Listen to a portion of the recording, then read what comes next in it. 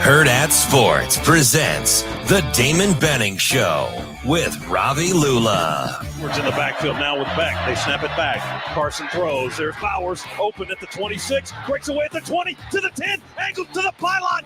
Touchdown, Brock Bowers. A 17-yard run on 4th and 16. Estimate is loose. Hungry Estimate.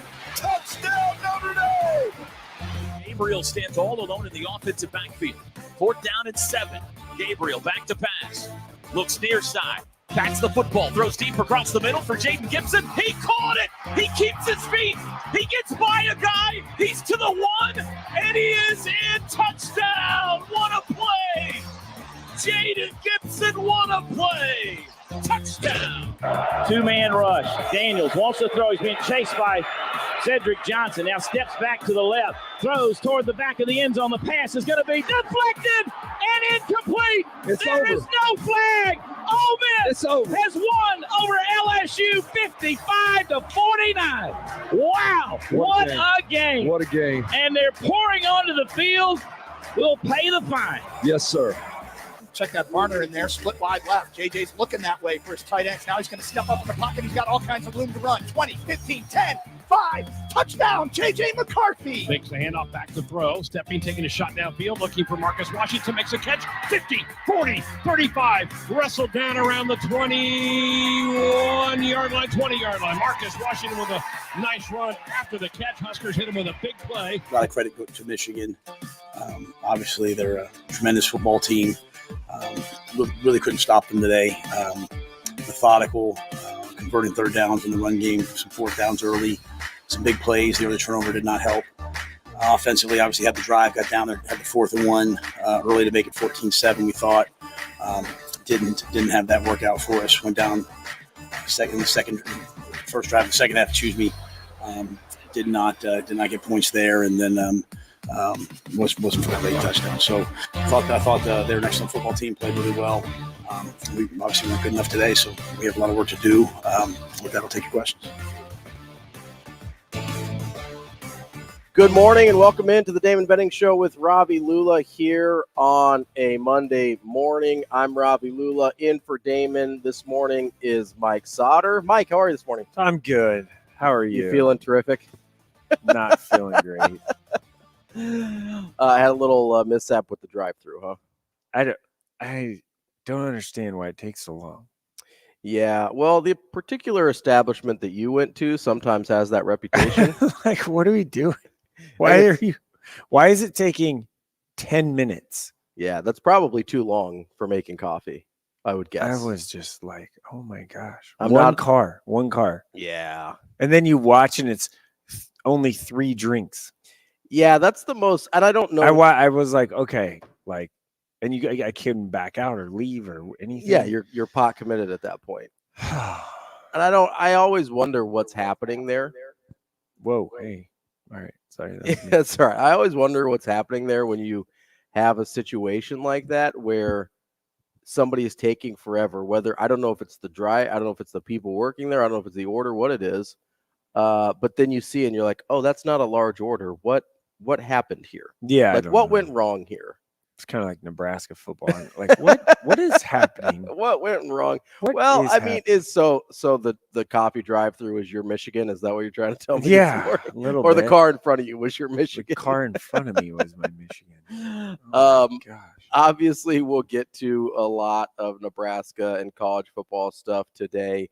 I want to remind you can give us a call on the Warhorse Sportsbook hotline, 888-638-4876, or you can email us at thedbshow@hurrdatsports.com. Of course, you can hit us up on Twitter as well. I'm at R.A. Lulla. That's at Mike Sautter _. You can hit us up on Twitter. You can watch us on YouTube, or, of course, our great friends at AM 590 ESPN Omaha or ESPN Tri-Cities. Coming up at 8 o'clock, we will have Sam McKewon from the Omaha World-Herald, and then we will actually talk a little. Are you guys going? We are going. We're going to talk a little bit of NFL with our friend from Pro Football Weekly, Hub Arkush. We are. How are you feeling this morning after? You feel okay or bad? Can you say You can't say the bad words on this one. We did the post-game podcast for Nebraska on Saturday. Can you say peed off? I don't think so. Okay. That's what I am. You're cranky. Still very upset about the NFL, which I never thought I would be. I mean, you've gotten pretty invested in this particular Jets team. I'm always invested in the Jets. That's fair. You seem a little more invested this year. That was, if the NFL isn't rigged, I don't know. That's how I feel. You're that guy today? Your NFL is rigged guy today? We got cheated. How? Yeah, how? Is it the holding Did call? Which one? Well, the big one on Jermaine Johnson was the big one. Yeah, on 3rd and 22? Yeah. How do you not call that? Yeah, I don't know. It was back okay, home. Yeah. CJ Mosley got called for holding whatever downfield. Great. Okay, then it's 3rd and 22 again. Penalties offset. I'd like my chances. Sure, yeah. You're saying one bad missed call, it's rigged. That's where you're going with that? You think Sauce Gardner held the MVS? Do you think that was really holding? In an NFL game, that happens every play. You seem very hurt. Just like holding happens every play on the offensive line. It does.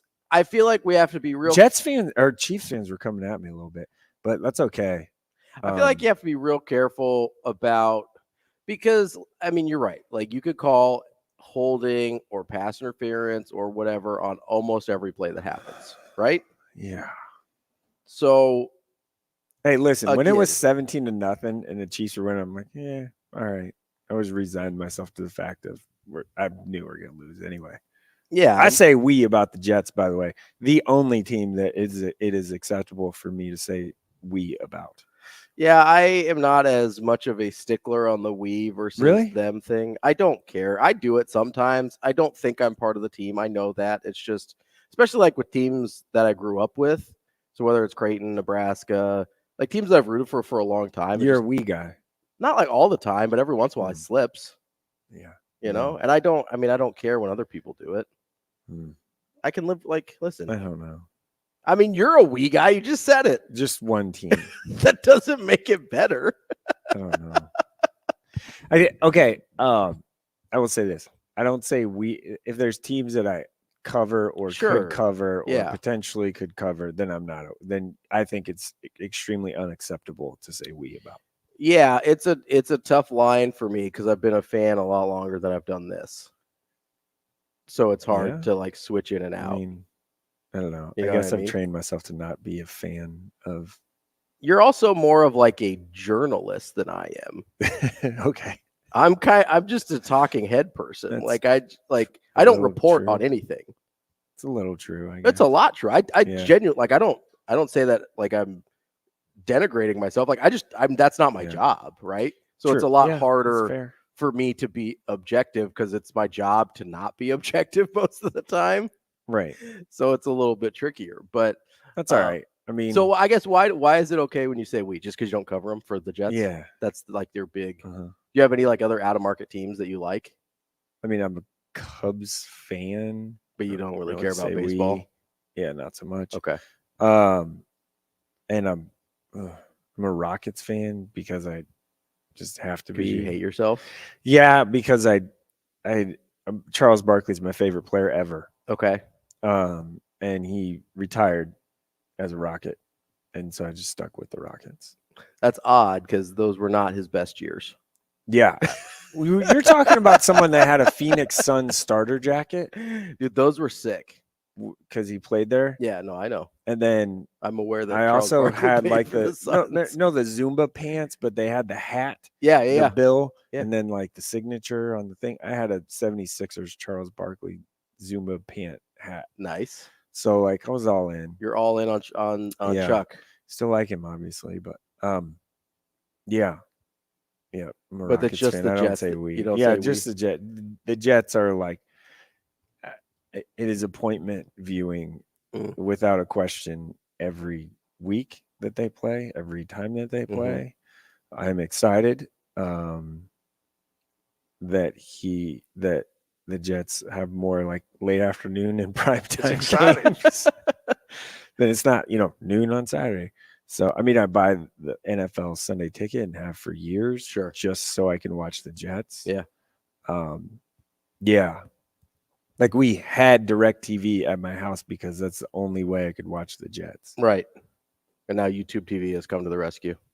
Yeah, we had YouTube TV before. Yeah. Well, now you can get it back, right? Because they have the no, NFL yeah, Sunday we have. Ticket. Yeah, I have the NFL Sunday Ticket. There you go. YouTube TV. The one thing about that, yeah, that I don't like about it is I am very much so squirrelware. Mm-hmm. I don't like it. I get distracted easily. So previously, NFL Sunday Ticket, you could have 8 games at one time. You just move the box for the sound. Yeah. And they don't have that on YouTube TV. It's only the 4. 4's pretty good. It looks good on my projection screen in my basement. Yeah. It looks fantastic. Well, and that's actually big enough that 8 would probably work. 8 would be awesome. 8's too many for me. 4 is about right. 8's pretty good for me. Then I kind of your eyes are just constantly moving. It's great for someone with ADD. I usually just do the red zone channel, to be honest. If there's not like a game, you don't I'm get really the whole. I get that, but if there's not a game I'm really like locked in on, yeah, I usually just do red zone channel. Yeah, I find it. I enjoy it quite a bit. But yeah, we'll talk to Hub Arkush of Pro Football Weekly to wrap up the show at 9:45. As I mentioned, we'll talk to Sam McKewon at 8. Plenty of room for your calls as well. 888-638-4876. Maybe is apathy a word we're going to go down today? I didn't get a lot of apathy with Nebraska this week. I got a lot of anger. Okay. And we can start here. I don't totally understand. We talked about this a little bit. The anger or the apathy? The anger. Because I would understand apathy more. But I feel like there was a sense of outrage, I think outrage is the right word, that about how the game went on Saturday. And I don't really get it. I don't understand that reaction. Disappointment, sure. But, people were actively saying like, oh, Rhule is trash and whatever. It's too early for that. First of all, it's way too early for that. Mm-hmm. Secondly, Michigan is so much better than Nebraska. They're just years ahead right now in the process. I mean, literally years ahead. They're about 8 years ahead, right? This is year 9 for Harbaugh. Mm-hmm. Not to mention they weren't as bad as Nebraska was when Harbaugh took over.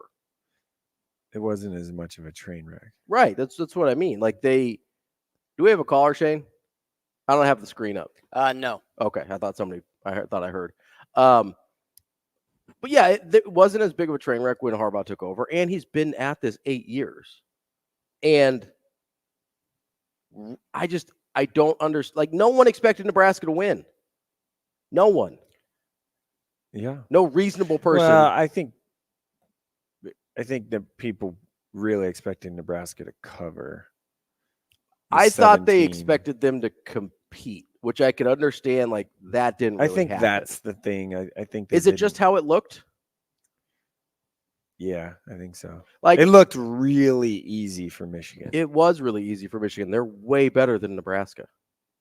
Like, way better.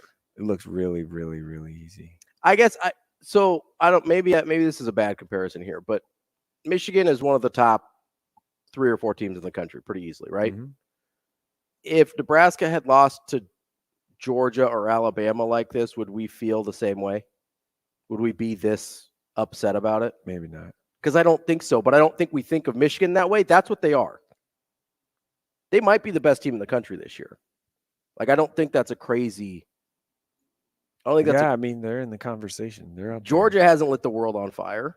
That's true. Alabama hasn't. They lost. Alabama hasn't. They lost. Texas looks like they might be the best team in the country. They look pretty good. But it's one of those 4 teams probably, right? Is the best team in the country. And I don't think there's a ton of separation between the 4. Yeah. I think part of it is, and this is where I'm coming on the Michigan thing, and it really is, I don't know if it's, do you just burn the tape? It's one of those, like, back to the Jets, pull a Rex Ryan and bury the tape in the ground, and do you have a ceremony of, like, we just move on and forget it type of things? But at the same time, it means something. You have to learn something from every game. Yeah, I don't think you burn the tape. I think there's things that you can say, hey, we didn't do this well enough, and still acknowledge we still would have lost the game if we did.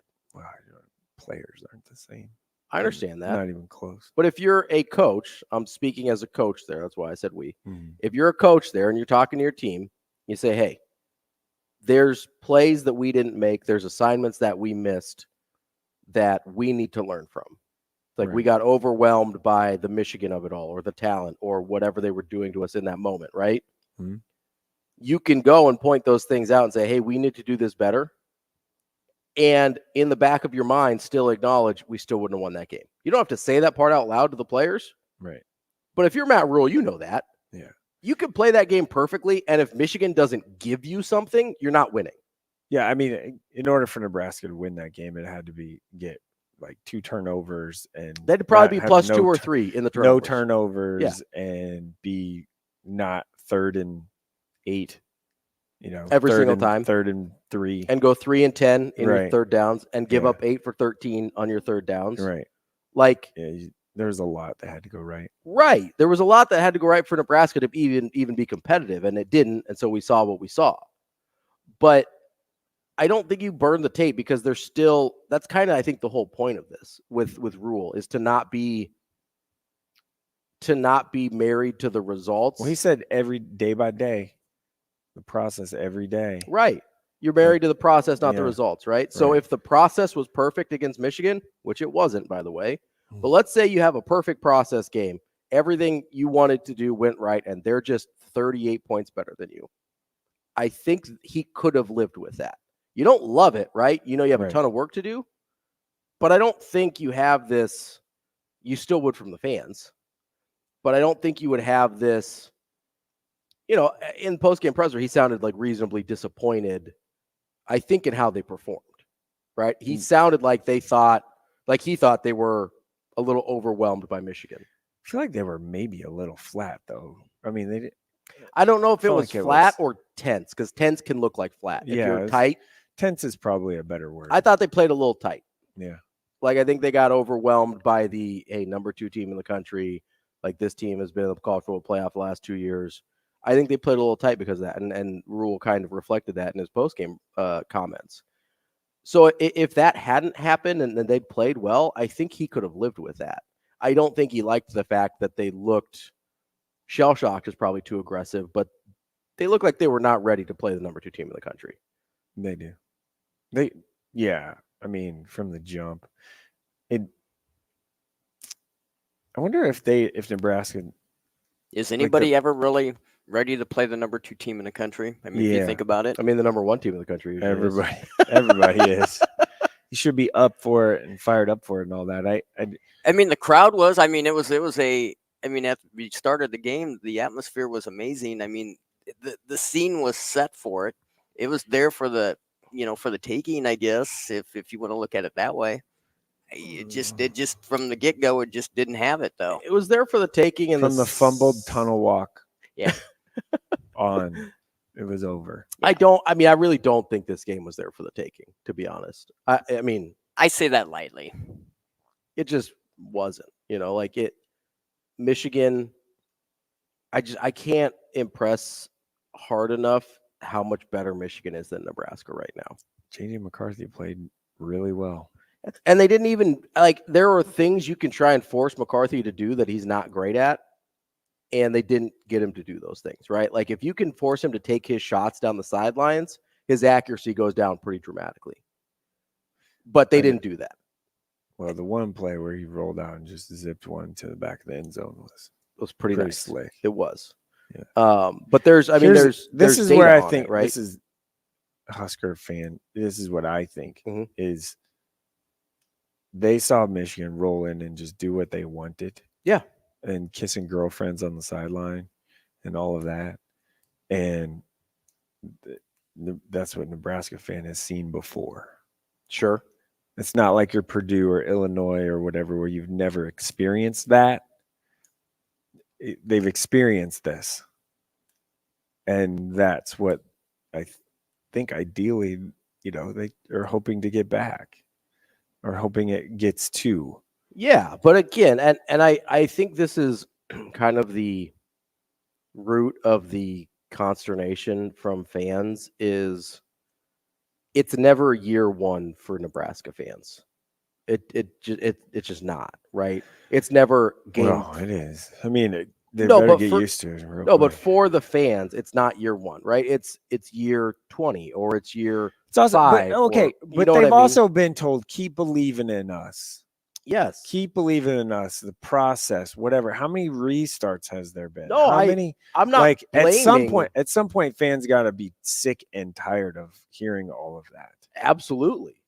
I'm not blaming Nebraska fans when I say it's never year one to them.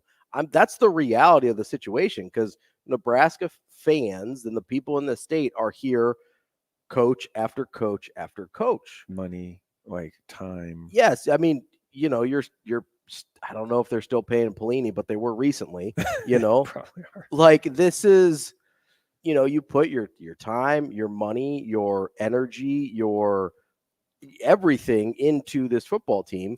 And so I don't expect fans to treat it like a year one, but Rhule doesn't have a choice. It is his year one. Right. And so you have this natural disconnect between the way the football program has to operate under a new coach and the way fans view it because they've been watching this for their entire lives.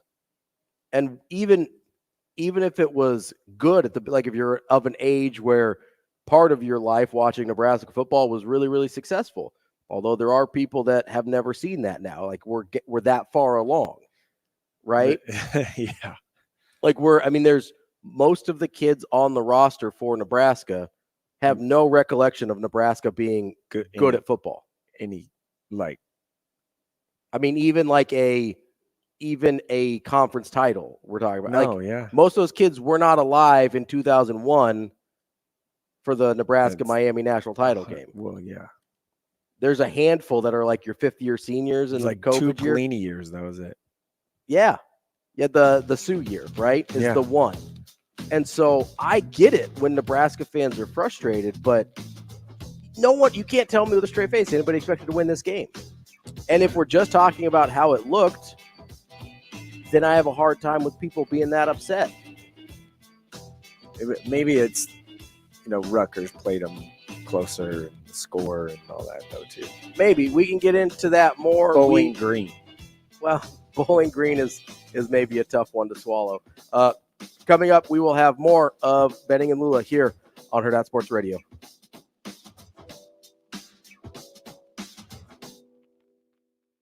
The show will be back in 5 minutes.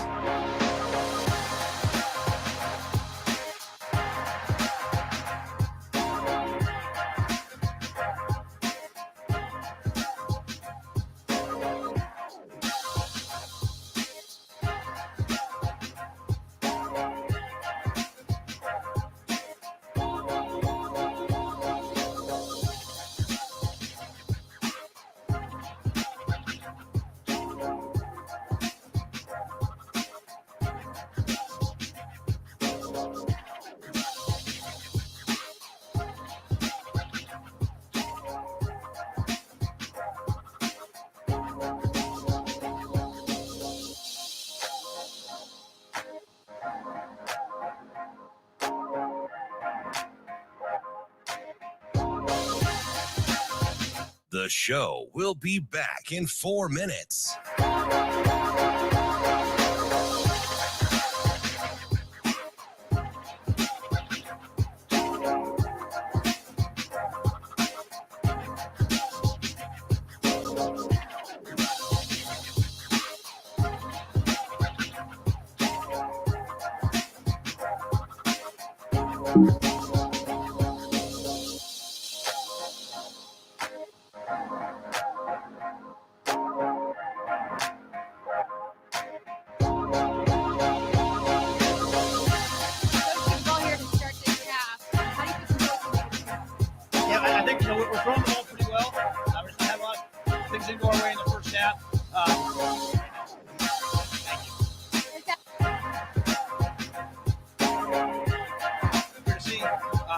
These guys, they have to stand up for themselves.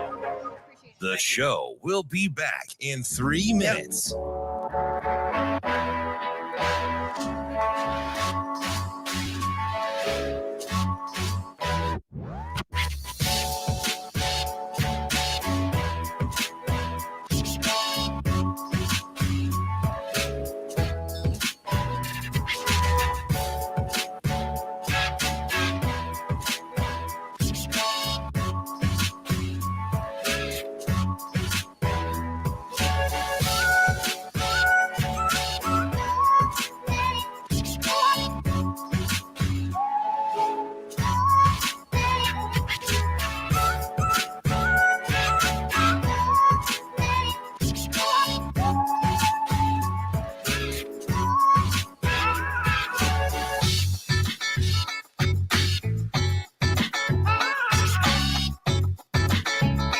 The show will be back in 2 minutes.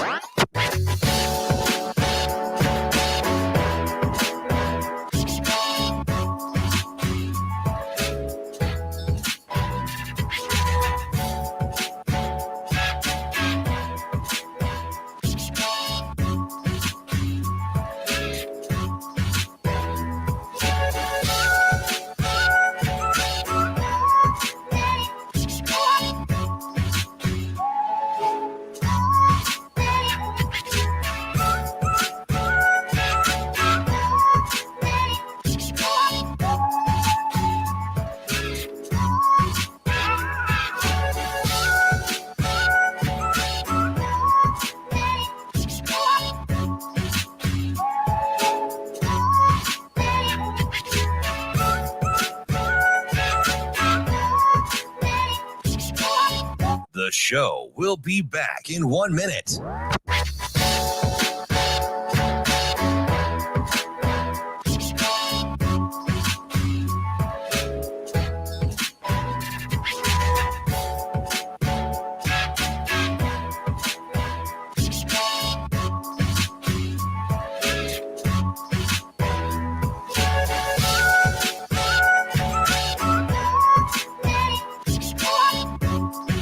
The show will be back in 30 seconds.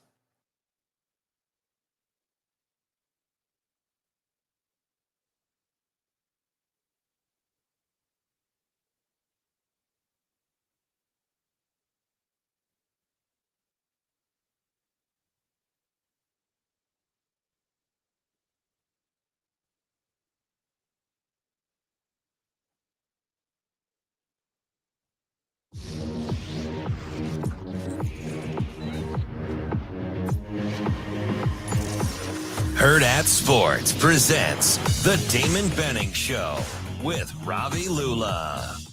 I mean, we came out, they scored first drive. We had to bounce back from that, and then second play, something like that happens. How we bounce back from stuff like that is going to dictate how our season will go. I think we did a good job on the sideline. Everyone was locked in, wanting to keep rolling. And just some things that we have to fix in practice, just little miscues that set us back from it being 2nd and 5 to all of a sudden it's 2nd and 10. And then you can't run the ball effectively in those situations because you're set back so far. And so just stuff like that we got to fix. Look, I like my red bone. Welcome back to the Damon Benning Show with Ravi Lulla, Mike Sautter in for Damon. We are getting into it on Nebraska and Michigan, as I'm sure we will through most of the day. Shane coming in hot. Yeah, Shane's been rocking the music lately. He's doing a good job. Where'd you learn that at, Shane? I like my red bone. This is the kind of stuff you bump to in the Ford Fusion over there. Just sometimes rock it out a little bit. Depends on the day. Depends on the mood. I was all right. What was the mood? What was the mood this morning? What was the vibe this morning? Get the out of my way. Was it ludicrous? Move. It was about that. Sorry. You can give us a call at 888-638-4876. We will be happy to let you join the discussion on Twitter, Todd says, we finally have an administrator with Trev who is willing to admit just how awful the state of the football program is in.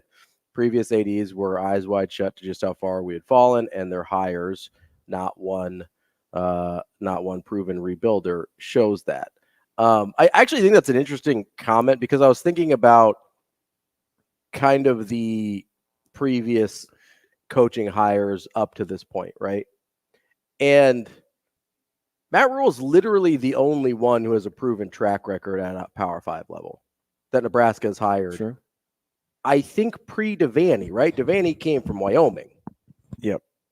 They've never hired someone. I get that 60 years ago, right? But yeah. I mean, so let's go to the modern hires, right? Frank Solich was an assistant that they elevated. Okay. No proven Power 5 head coaching. It was his job. I mean, and that's totally fine. Yeah. And like sometimes that works out. And in that situation where you're trying to continue excellence, that makes a lot of sense, right? It's the Urban Meyer to Ryan Day hire. Do you ever go back and wonder, this Frank piece here, if he wouldn't have got fired? If Frank wouldn't have got fired? Yeah, sometimes. Because at least not then. Okay, maybe 5 years down the road or whatever. Yeah, I wonder. Well, so I wonder a couple things. I feel like it set it back. I wonder if he would have gotten fired the year before in 2002 when they went 7-7. Mm-hmm. And I wonder if they hadn't fired him at all, at least in that time frame. Because I actually think if you fire him after 7-7, people understand and you would have had a better pool of coaching candidates. Yep. But he goes 7-7 and then dramatically improves and then still gets fired. What coach wants to walk into that situation? Yeah, it's tough. Right? But it I do wonder because it's hard to separate. It's all Steve Peterson's fault. Well, I think everybody's okay with it saying that. The last 20 years have been Steve Peterson's fault. I think he set off That's actually pretty fair. He set off a chain of events that we are still dealing with today. But I also, like with Frank, it's really hard to separate what he did at Ohio, where he modernized his offense and became a very, very good football coach at Ohio. And it's hard to know if he would have done that at Nebraska, because I think getting let go at Nebraska kind of forced him to look at some things. And so does he modernize his offense at Nebraska? I don't know. And that's an unknowable thing, right? Because he took, I think, a year off and went around. Eventually, maybe. But I know for a fact he took a year off, went around to a bunch of different schools and stuff, and learned some things to integrate into his offense. And it was very effective for a long time at Ohio. So I don't know if that ever happens at Nebraska if he doesn't get let go. Right. So that's an unknowable thing. But it is, an interesting thought exercise because, Todd might be right. I don't know that Nebraska has ever admitted to themselves, like, this is the situation we're actually in. And we need someone who has a proven track record of getting out of these situations. It clearly feels like Trev is not kidding himself. Yeah. About what Nebraska with this hire, because let's go back to, could have hired Dion, could have hired a lot of people. Yeah. And didn't go with the quick fixer. Listen, and I don't know. I have good reason to believe that Luke Fickell was pretty interested in this job. Yeah. And Nebraska chose Rhule over Fickell for this specific reason. Yeah. Because he's got the track record of rebuilds. Mm-hmm. Like, that's not, I don't know if that's out there or people know that. I feel really good about saying if Nebraska had wanted Luke Fickell more, they could have had him. Oh, I think that's really fair. Like, I'm very confident in saying that. Yeah, I don't doubt that one bit. I think that's, and I think people at the time preferred Luke Fickell as a candidate. I liked Rhule. I preferred Fickell. But if Trev is being honest with himself and with the program and saying this is where we're at, Rhule does make more sense in terms of what the program needs. Wisconsin and Nebraska were not in similar places when they were making this hire. Fickell makes way more sense for Wisconsin. Rhule made way more sense for Nebraska. Even if in a vacuum, I maybe liked Fickell a little bit more. And now I probably like Rhule more because having him been around for however many months now. And the fixes needs to. Yes. It's a deep. This is a deep cut. Full on rebuild. Okay. If he makes a bowl game this year, that's an incredible start. That's not a given. That's not. They should. They should. And we can get to this here. I mean, the rest of their schedule, there's way more Minnesotas on that schedule than there are Michigan. There are no Michigans. Speaking of Minnesota, just in reverse, I said this during the break. Yeah.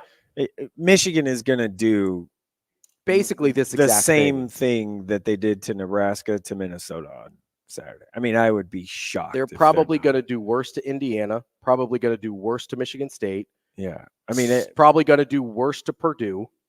Yeah.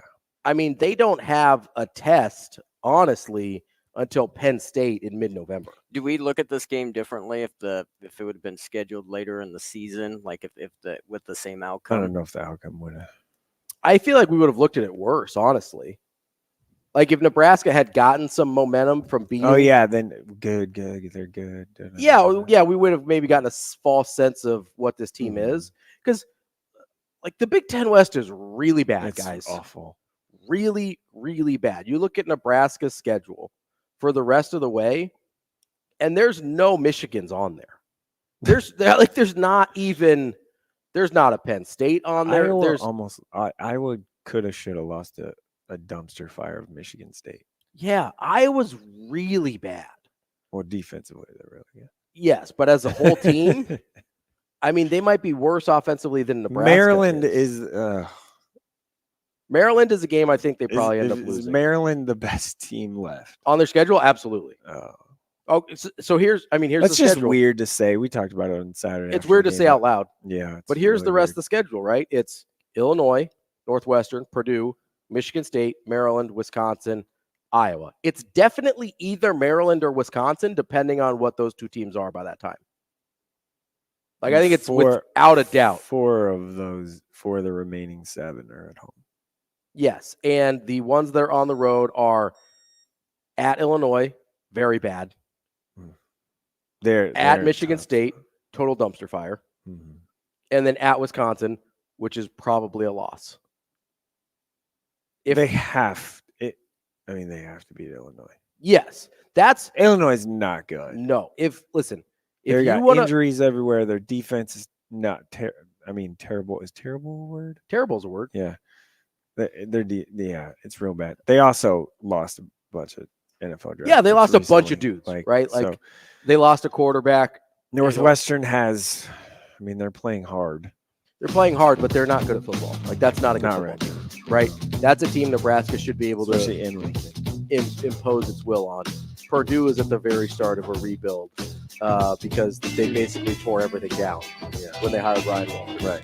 Like that's a totally different scheme and everything, right? Like Michigan State's obviously just did smack Illinois. Yeah, because they're both really bad. Like that happens sometimes.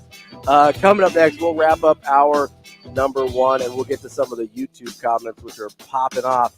More on Benning and Lulla coming up next.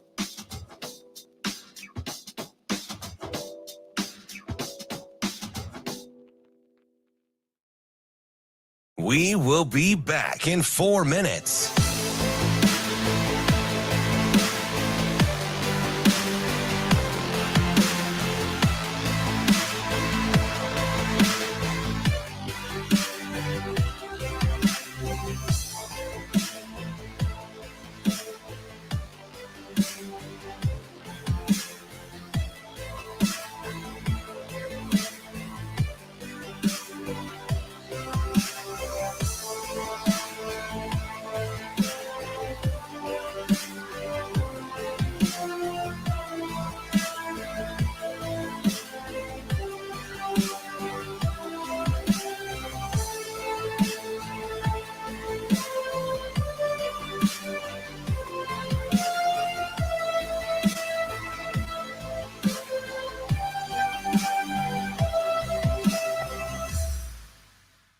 We will be back in 3 minutes.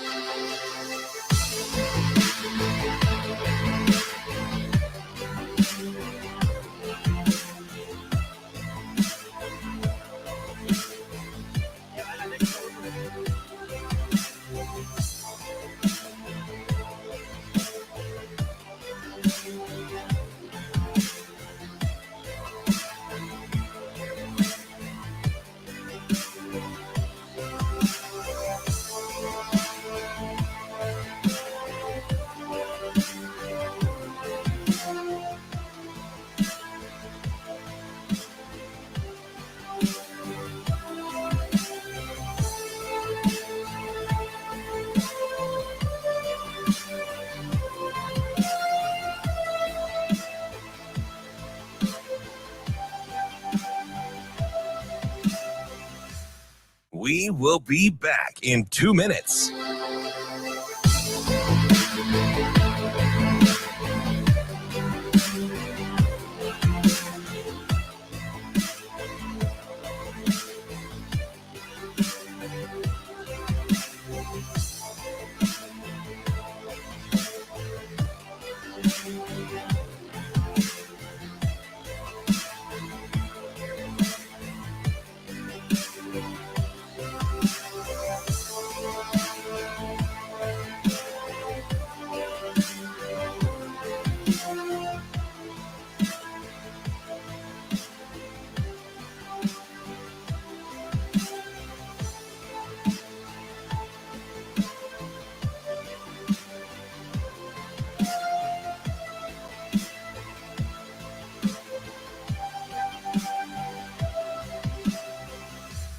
We will be back in 1 minute.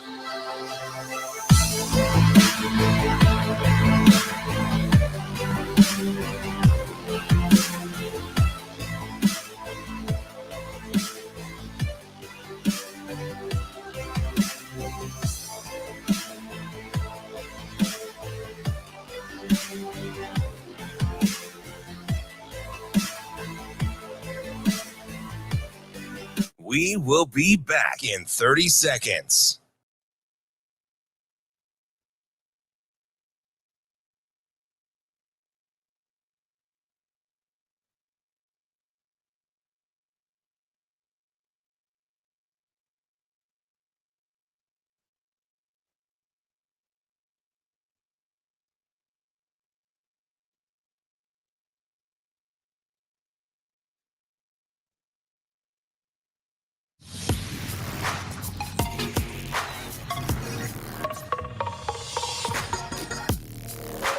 Hurrdat Sports presents the Damon Benning Show with Ravi Lulla.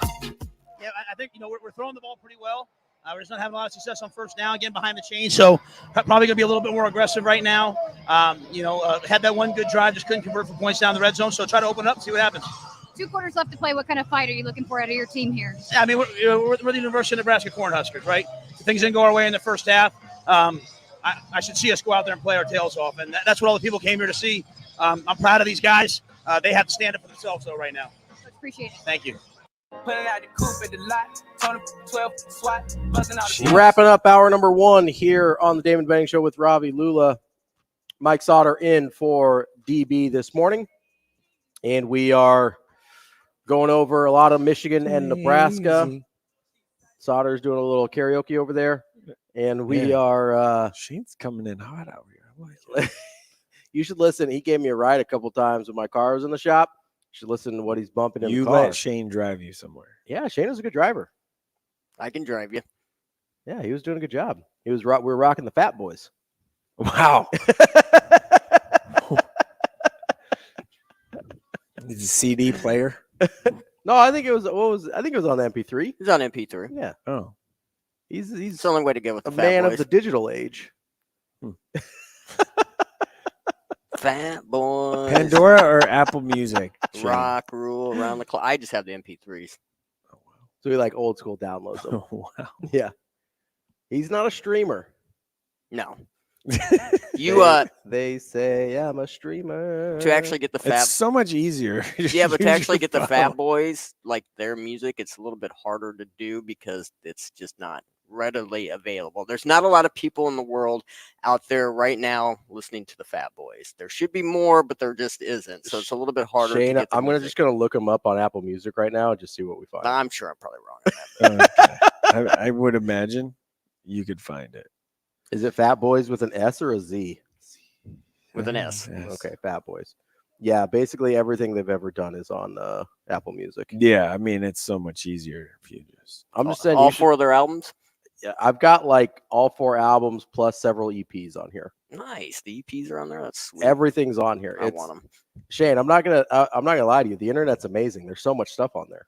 Don't distract me with that because then you won't have any cuts the next day. You won't have Shane will be sleeping in the next day because he'll be up all night long listening to the Fat Boys. I taught Shane how to like stream on his TV, and I was like, "You're not going to be in here for like a week, are you?"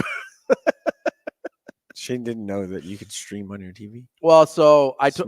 You got a smart TV. You got one. Shane, you strike me as someone that has one of those like 1985 tube TVs. No, it's not like a CRT or anything, but he didn't know that you could get a standalone device to plug into your TV to stream, as opposed to just having like a smart Roku TV. Or something? Yeah, that's all I have in my house. See, yeah. So I used to have like that set up, and so I was like, yeah, you just go buy one. They're super cheap. Yeah, and it's easy. So just plug it in. Now I don't.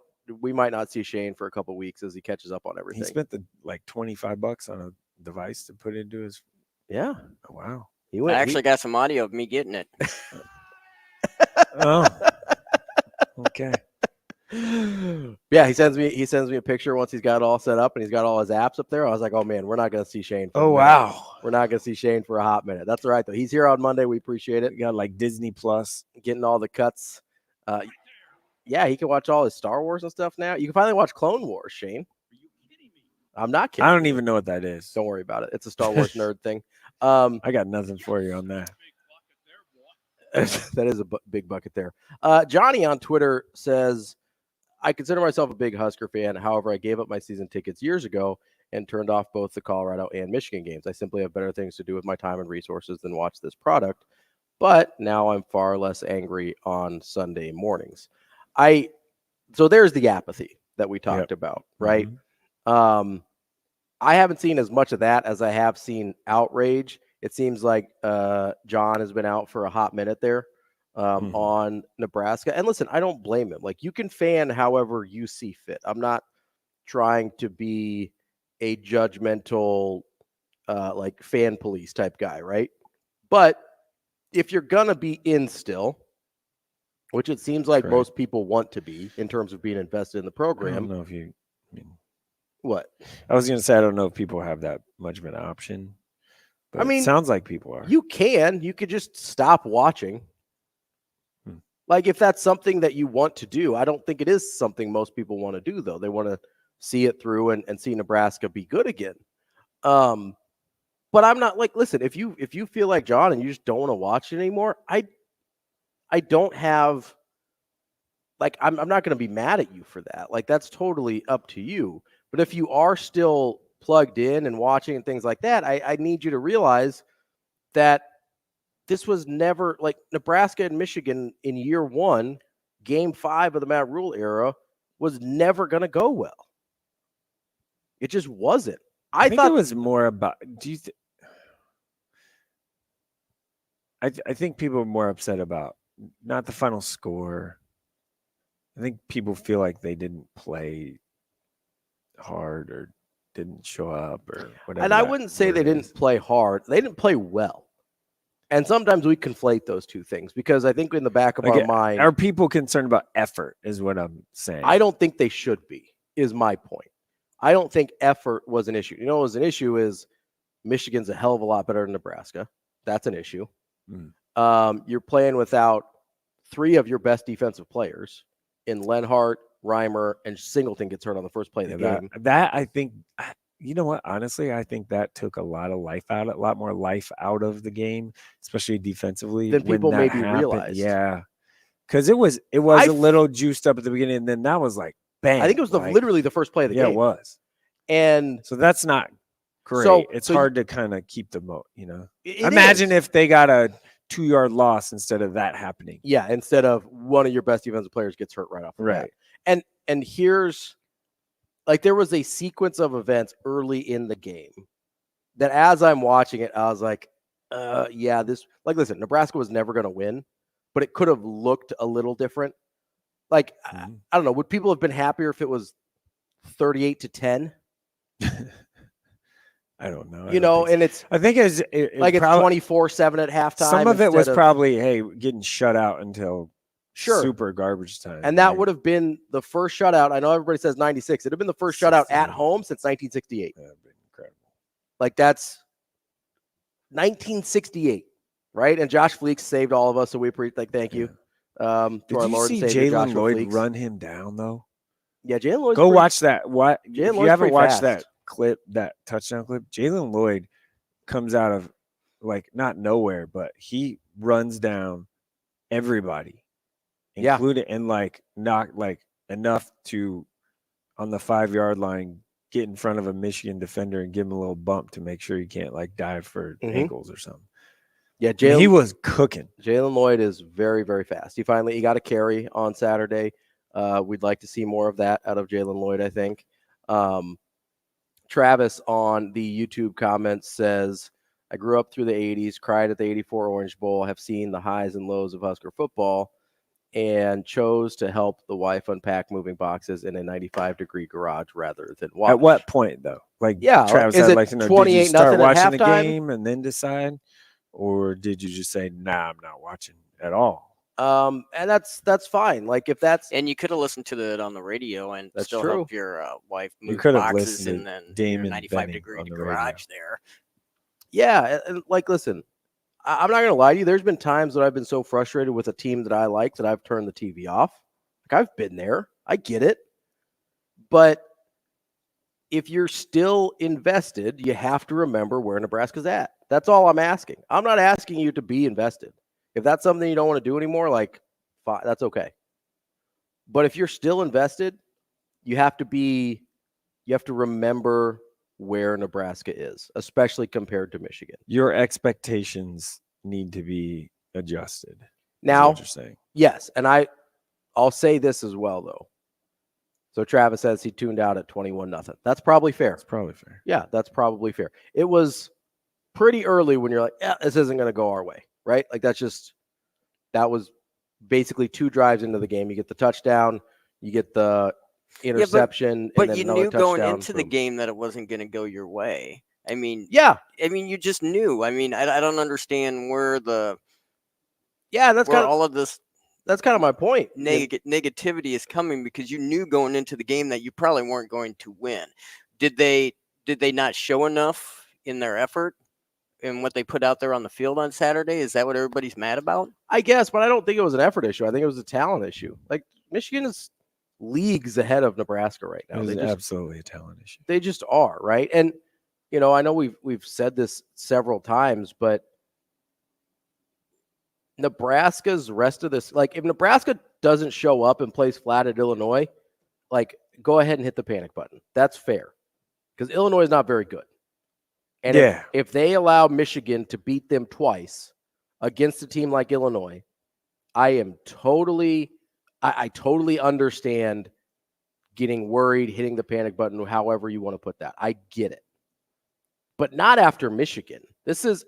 Maybe it looked 10% worse than we wanted it to, but it was always going to look something like this. You have to, if Illinois, this is a key game. Illinois is a really key game for Nebraska, because if they come for the rest of the season, I honestly think unbelievable to set the tone for kind of the way Rhule does things, right? Right. This is Illinois is a really big game, a much bigger game for Nebraska than Michigan was. At this point in the season, 100%. They cannot let Michigan beat them twice. And Rhule said as much in the press conference. He said, you'll find a lot about Nebraska football on Friday night. You'll find a lot about Coach Rhule and staff on Friday night. So he's owning it. He's aware of it. I would ask you to wait till Friday night to see how it looks. I won't, because I will be at a high school football game because Nebraska football should not be playing on a Friday night. That's just my opinion. I'll be here at the Hurrdat Sports Bar and Grill watching the Nebraska game and doing the post-game spread with somebody. We don't know who yet. It's a mystery. Illinois guest. doesn't like high school football. Coming up next, though, not a mystery. We've got Sam McKewon from the Omaha World-Herald here on Benning and Lulla. The show will be back in 4 minutes.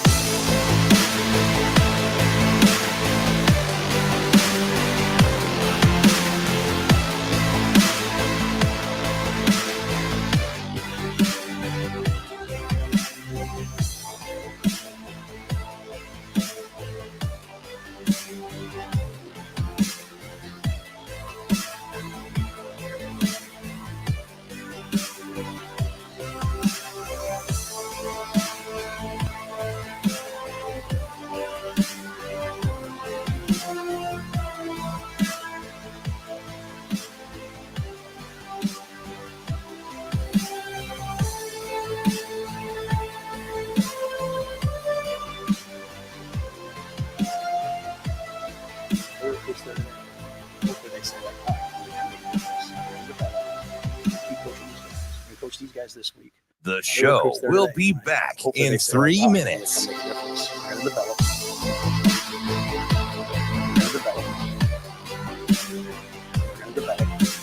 Keep coaching these guys.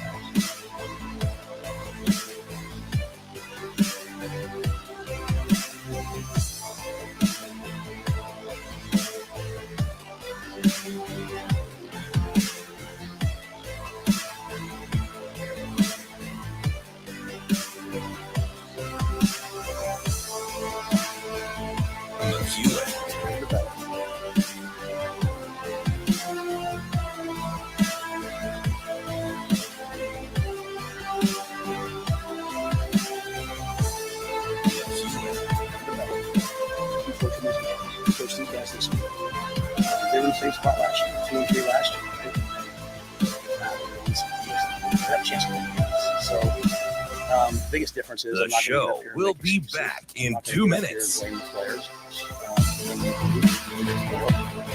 Learn from this game. It's game time.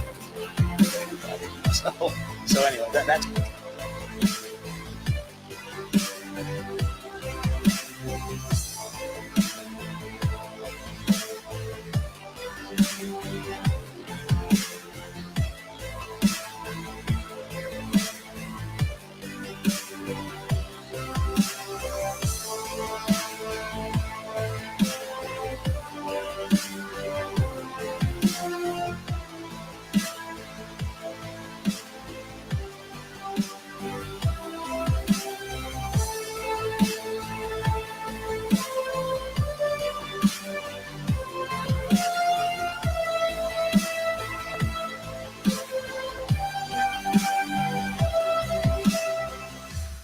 The show will be back in 1 minute.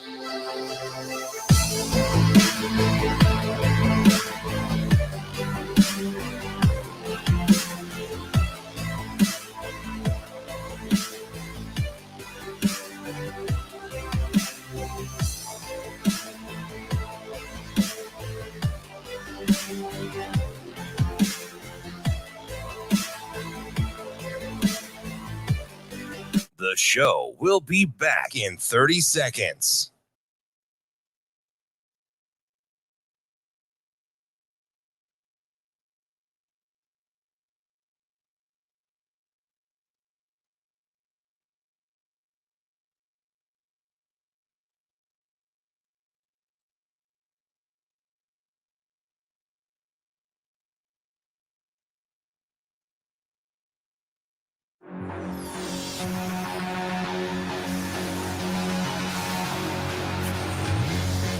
Hurrdat Sports presents the Damon Benning Show with Ravi Lulla. Here is the sports editor for the Omaha World-Herald, Sam McKewon. That's fine. That's fine. That's fine. Sam McKewon. We're gonna throw the ball, and you just stand back there and throw it where you want to go. That kind of thing. Sam McKewon. Are you guys going? Sure. Now, Sam McKewon. We're going to develop. We're going to keep coaching these guys. We're going to coach these guys this week. They were in the same spot last year. They're 2-3 last year, right? And they battled. They won some games. Like we're gonna have a chance to win games. So the biggest difference is I'm not going to get up here and make excuses. I'm not going to get up here and blame the players. We're going to recruit, coach, develop. We're going to learn from this game. This game sucked. Pardon my language. This game stunk. But at the same time, we're playing again Friday. So anyway, that's kind of the approach. It's a methodical process, one step at a time. And again, I'll probably watch the tape and I'll see some things, right? I'll see some young players out there playing and say, man, he's going to be really good. And Tony will make the corrections on defense, and we'll keep coming along as an offensive line. And we'll get there. Kicking off hour number 2 with our friend Sam McKewon from the Omaha World-Herald. Sam, how are you this morning? I'm good. How are you? Oh, I'm doing better than it seems like much of our audience is doing this morning. Okay. There seems to be a bit of consternation, might be the right word. I guess if you're being objective about the situation, how do you feel that did the game go better, worse, or about as you expected it to go? Let's start there. It went worse. Come on. It went worse than everybody expected it did. I mean, you're not going to tell me that you thought that game went the way you thought it. I thought the way it went was certainly was on the table for sure. Yeah. I never want to be the person who says I'm never surprised. I don't want to be that person. And there are people who are like that. Yes, it went worse than I thought it should have gone. I don't think that, and you can look at the game and see that like Michigan didn't necessarily rip off 40-yard plays over and over. But like, again, if we're going to be objective, you don't go into that game thinking you're going to lose 45-7. The line was 18. That seemed about right. That would have been 31-14 or 31-13, and that score can be arrived at in many different ways. Fun fact, Nebraska had not lost a game by this many points since 2019. So this was a larger margin than they've experienced. They did lose to Oklahoma last year by 35. That, of course, was the week after Frost was fired. Mm-hmm. So there were a few distractions going on there. But Nebraska has not had a lot of games where they've lost this badly. And so, like, I don't want to be the person that says, oh, yeah, that all made sense. I think there were things that happened before the game with Reimer and right at the Singleton that may have affected the defense to some degree. But yeah, like, you don't – I think it's okay to say – and by the end of Matt Rhule's press conference, I think how he viewed the game and how the reporters viewed the game, the gap tightened, and it may have been because of some of the questions that reporters asked, not me. I won't say that I'm the one who asked those questions, but I think it was an understanding of Nebraska reporters have seen a lot of these games. This is the first time Rhule's seeing that, and I understand that he wants to remain within an emotional range of like, hey, we don't want to get too high or too low here, but I mean, that was a notable experience. There was a lot of fans that left the stadium at halftime. That was probably as empty as I've seen it in a while. And that's so yeah, I don't think it went the way that they would have hoped. And I think they would have hoped that they had come out with a little bit more edge. He mentioned that, and that the game wasn't 28-0 at halftime. Yeah, for sure. So I don't think it went as well as it could. Sam, I think I think you're spot on with the Reimer thing and Singleton thing, and just kind of taking a little juice out of the defense. My other question is, at what point was it? At what point did fans feel like, man, I'm out of here, I can't watch this? Was it just because it was 95 degrees, or was it just like maybe that had something to do with it? I don't know. Like I wasn't there. I'm not trying to make excuses for fans, but at what point did you feel like fans were just like, nah, I'd rather just go to the parking lot and have some drinks? Yeah, I think certainly the heat had something to do with it, for sure. Yeah, I mean, I think if it had been 57 degrees, people might have hung around and stared at the autumn sky and enjoyed, kept their kids there. I'm sure their kids were getting hot. So sure, absolutely, the weather had something to do with it. But again, I think they could have put together, and I think they know that they could have played a little bit better. There does come a point where Nebraska has to play up to its expectations, and I think the expectation is higher than 45-7. If that's, but again, I understand how many players they're missing on offense with receiver and running back. I know that there's guys that are still in the developmental process. I'm aware of how all that works simultaneously. If you had told me in 2016, would I have expected Nebraska to lose 62-3 to Ohio State? No, I would not have. And they did, and it was unfortunate. And yes, Ohio State had 4 first-round draft picks in a secondary, and yet a 59-point loss is not on the menu. So similar to that, a 38-point loss to a Michigan team that removed its starting quarterback midway through the third quarter. Let's be honest, that could have been 59-7. I don't know that Michigan was, when you're playing 4 quarterbacks, I don't know that you're trying that hard. So I think Michigan was in some ways merciful to Nebraska, and so yeah, I think that game was pretty lopsided in a bunch of ways, and I'm sure Nebraska would like to have it back. Can't get it back. Now it gets to play Illinois. At what point do you totally rip the Band-Aid off of the young guys, I guess, or take the diaper off, if you will, maybe is a better analogy, of the young guys, and just find a way to get them the ball? Malachi Coleman's, Jalen Lloyd's, those guys, just find a way. At what point do you do that? Is it now? Is it we just kind of want to still bring them along, or you not care about red shirting? I mean, there's a lot of, I guess, different scenarios there. There sure is. Well, you asked that question, and I think it's a good one. I don't know what's preventing that now. Certainly, it isn't. Our top 3 receivers have to play 93% of the snap.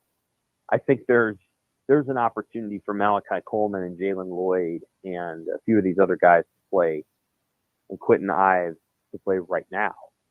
The depth at those positions gives them an opportunity to get on the field.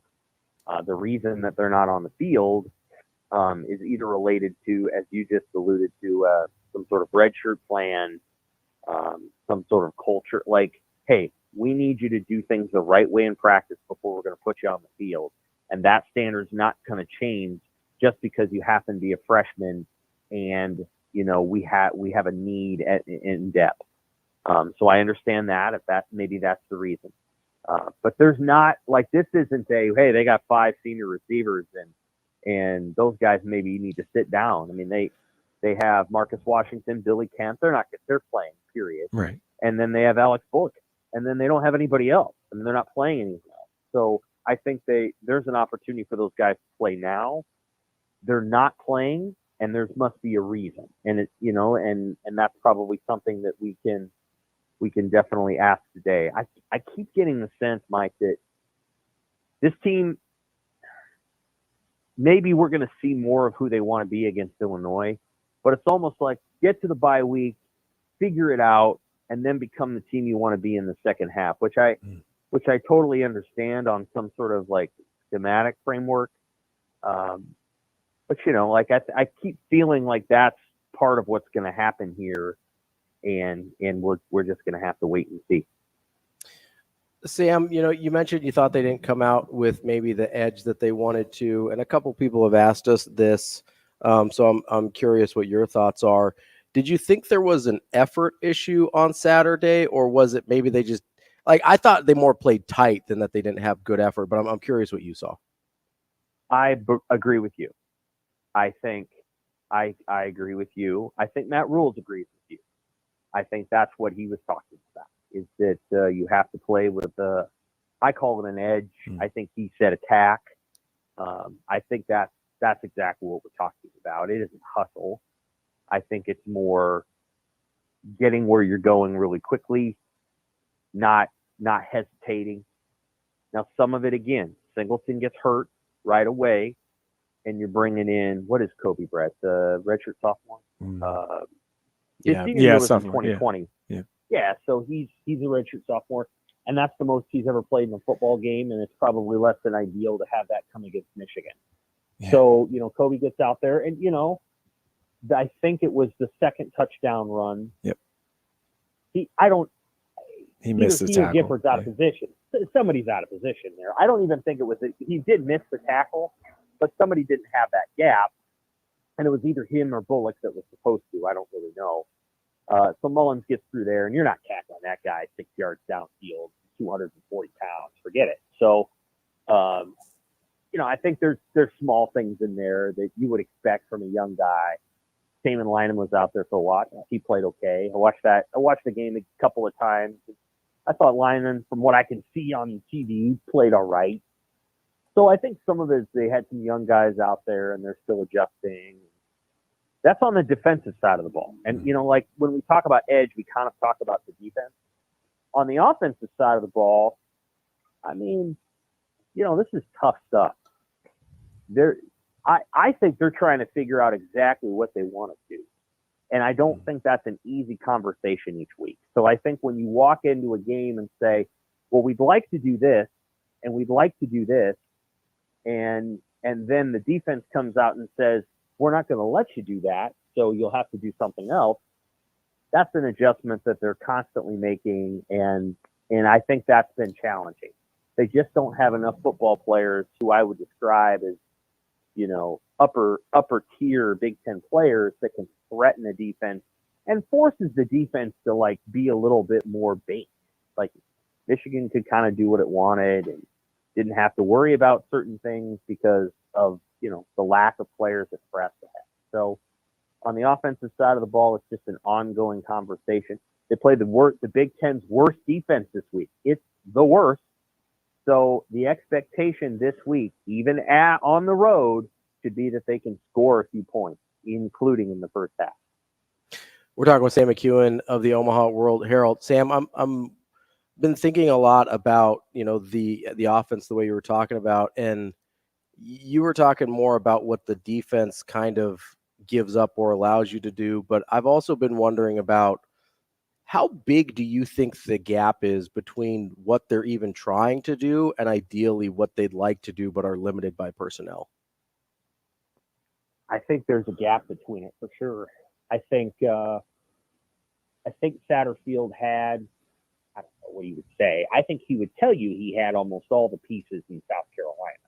Mm-hmm. And if you watch their offense last year, they weren't running the option. They were running the football, power, pro style, out of the shotgun, throwing it deep. He likes big plays. He does. And so it's also worth noting South Carolina's offense isn't as good as it was last year in this battlefield. Now, I don't know. They lost a few players, granted, but that's notable. So I think he likes big plays and controlling the football.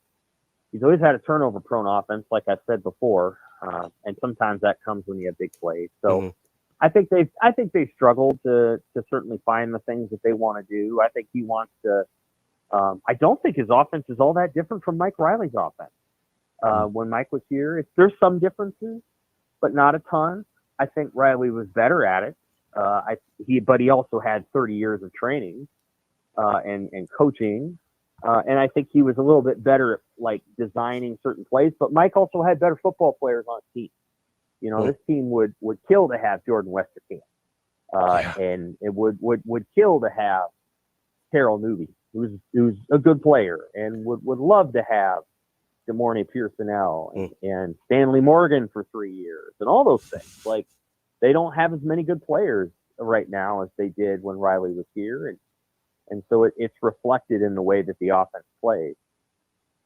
I obviously I'm a New York Jets fan, and the offense reminds me of, from an NFL perspective, hey, we can do all these things with Aaron Rodgers, and then you have to throw in Zach Wilson. It's been sort of a train wreck outside of last night and getting cheated by the refs. But I was watching. It was so bad. Yeah. That being said, I mean, they're running the option, or tried, I guess, a little bit to run the option.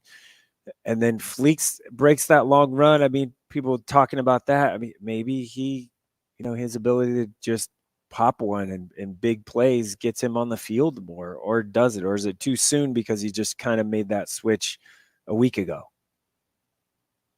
I think it could earn him more opportunities for sure. Yeah. I think the fact that he was able to break a run, I know that wasn't Michigan's top defense, right, but Michigan's number 2 defense is pretty darn good. So, that was a legit run. He broke it. Yeah, I think that'll get him some more opportunities. One of the things that, and you guys know a lot about this, more than I do, and this is very true at the prep level, is I think one of the things Nebraska's working through is, do we reward the players who do the things that we absolutely need in practice, or do we put the guy on the field that makes plays on game day? Mm-hmm. And I think there might be a little bit of that with Fleek, of like, oh, well, we put him out there and look what he did, but he's not showing it in practice. And I think prep coaches deal with this a lot, because you might have an immature 15-year-old who just really doesn't want to practice, but boy, you put him out there on game day and all of a sudden he's doing stuff because he gets up for the game. You'd hope that wouldn't be the case with college players, but I think it often is. And at some point you have to make, decisions about who are we going to place on the field and who are we not.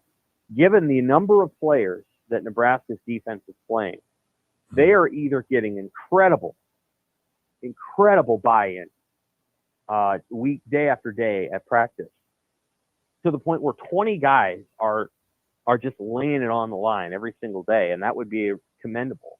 Or there's a couple guys that are like, hey, we're playing this guy anyway because we need to win. And so I think that's something to think about.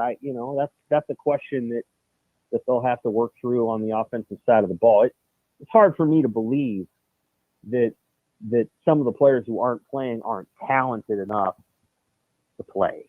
I think they're talented enough. I think it's a question of consistency in practice versus what they might do in a game. And I think Josh Fleek said, hey, I just prevented the first shutout of Nebraska football in 27 years. It's worth something. I think it is, but the coaches have to decide that. Sam, let's look ahead to Friday at Illinois. You mentioned maybe just trying to get to the bye week and kind of reset things at that point. But obviously you mentioned the worst defense in the Big Ten right now with Illinois. This is a game that Nebraska certainly can win. What are you, I guess, hoping or expecting to see on a short week coming off of a game like Michigan? I think Nebraska's pass rush has an opportunity to greatly affect the game on Friday. Illinois has really struggled to protect their quarterback, Luke Altmaier. Brett Bielema basically brought it up in his post-game press conference after Purdue. Maybe we need to start doing some different things because our line can't protect him the right way. I think Illinois' defense is a little bit of it's perplexing. I knew they wouldn't be as good as they were last year because they lost some of the defensive backs that made that man coverage really tough against opposing offenses. But they're also really not stopping the run. And Purdue ran it for about 189. Now that Purdue's got a new running back, used to play receiver at Iowa, and they found something. Credit to Ryan Walters there. They got a guy that's actually really good in Tyrone Tracy. But Illinois just isn't stopping the run. I mean, there's big holes when they played Purdue, and so Nebraska should be able to move the football.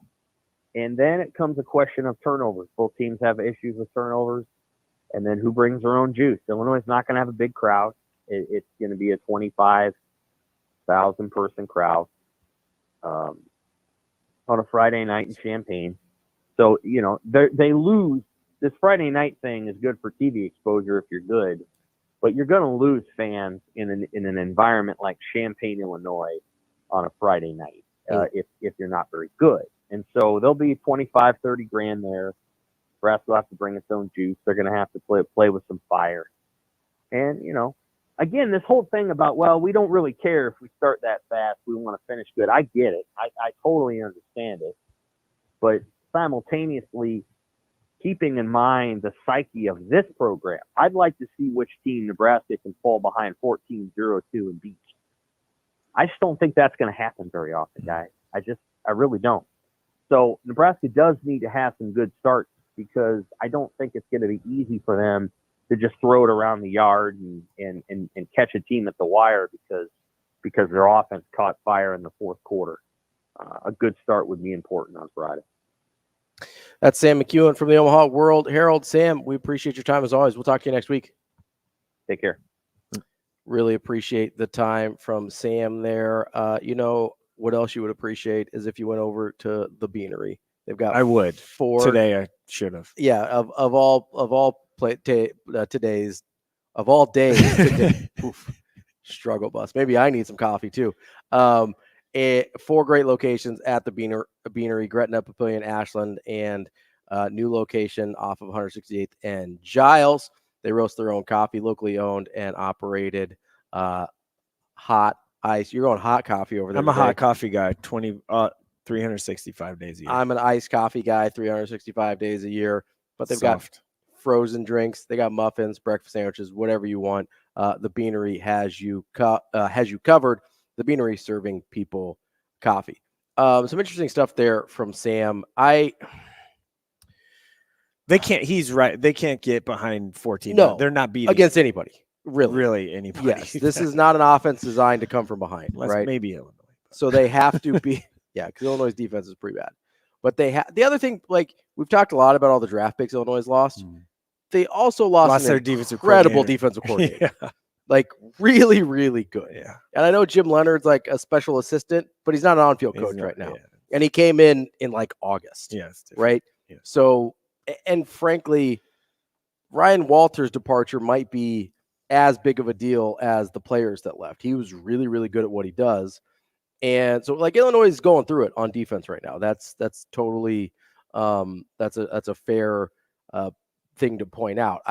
Even then, I don't think Nebraska is coming back from 2 touchdowns against just about anybody. And it's gonna be tough. That's not really on the table. It's not how this offense is with the. It's not what they're how running. It's designed. What they've ran the last 3 weeks. It's not how it's meant to be. Yeah, that's not really on the table for them. And so that'll be interesting to see how they start off against Illinois. That's one that I'm really interested to see how it looks on Friday, because I think we'll learn way more about Nebraska on Friday than we did on Saturday. Saturday didn't tell me anything, and I will disagree with Sam there. I always thought this was on the table. Did I hope for better? Absolutely. I hoped that if things went their way, they could cover. But this was absolutely always on the table. Illinois has also been penalized 37 times. That's a lot. That's a lot of penalties in 4 games. Coming up next, we will get to more of the college football world, some NFL, and everything in between here on Benning and Lulla on Hurrdat Sports Radio.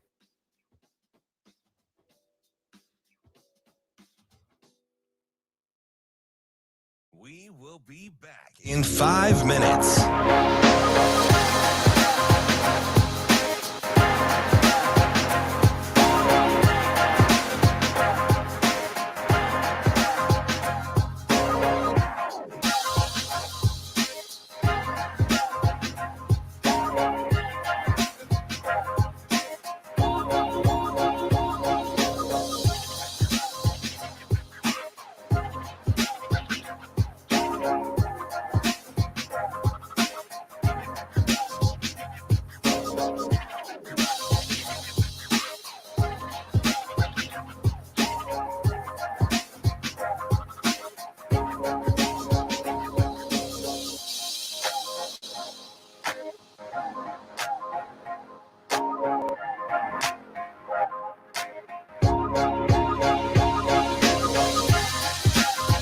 We will be back in 4 minutes.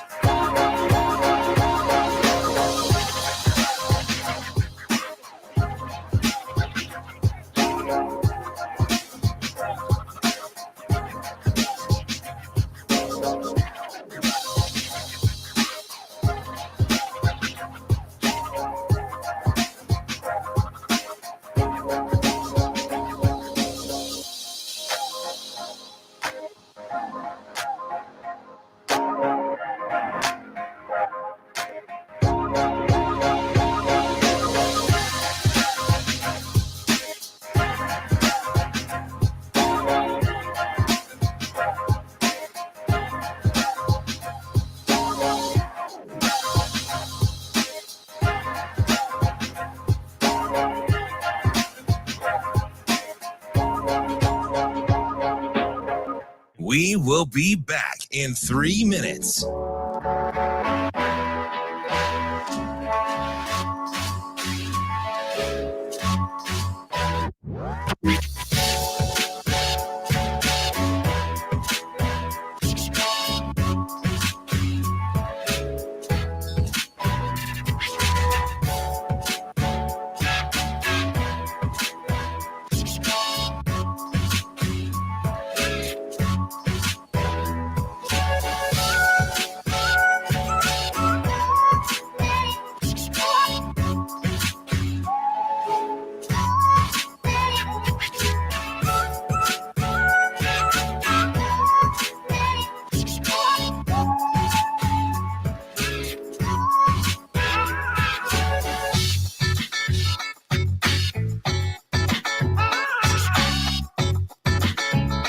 We will be back in 2 minutes.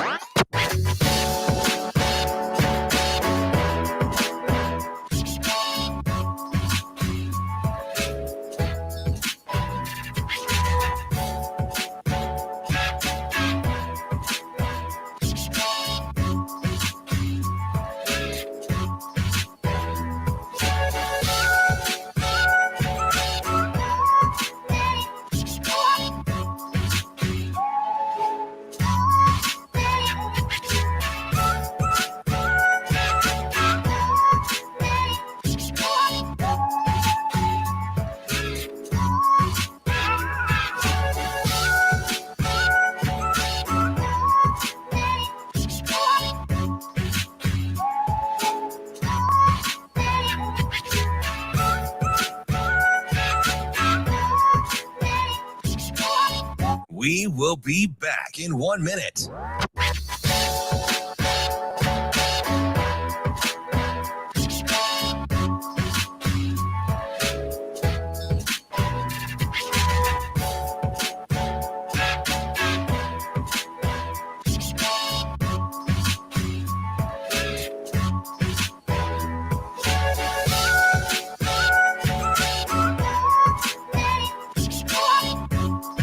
We will be back in 30 seconds.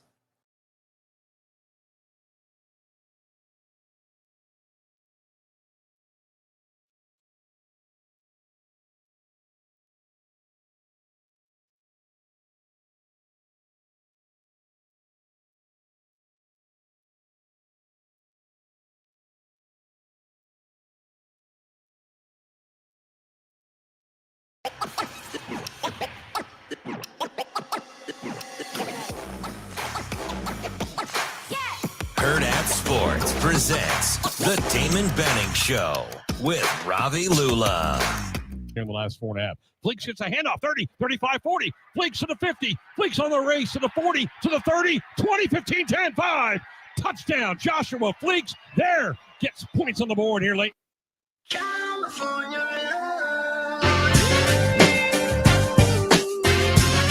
See, this is more my speed. Man. Rocking with the Tupac, It's whose all right. killer has finally been arrested, allegedly.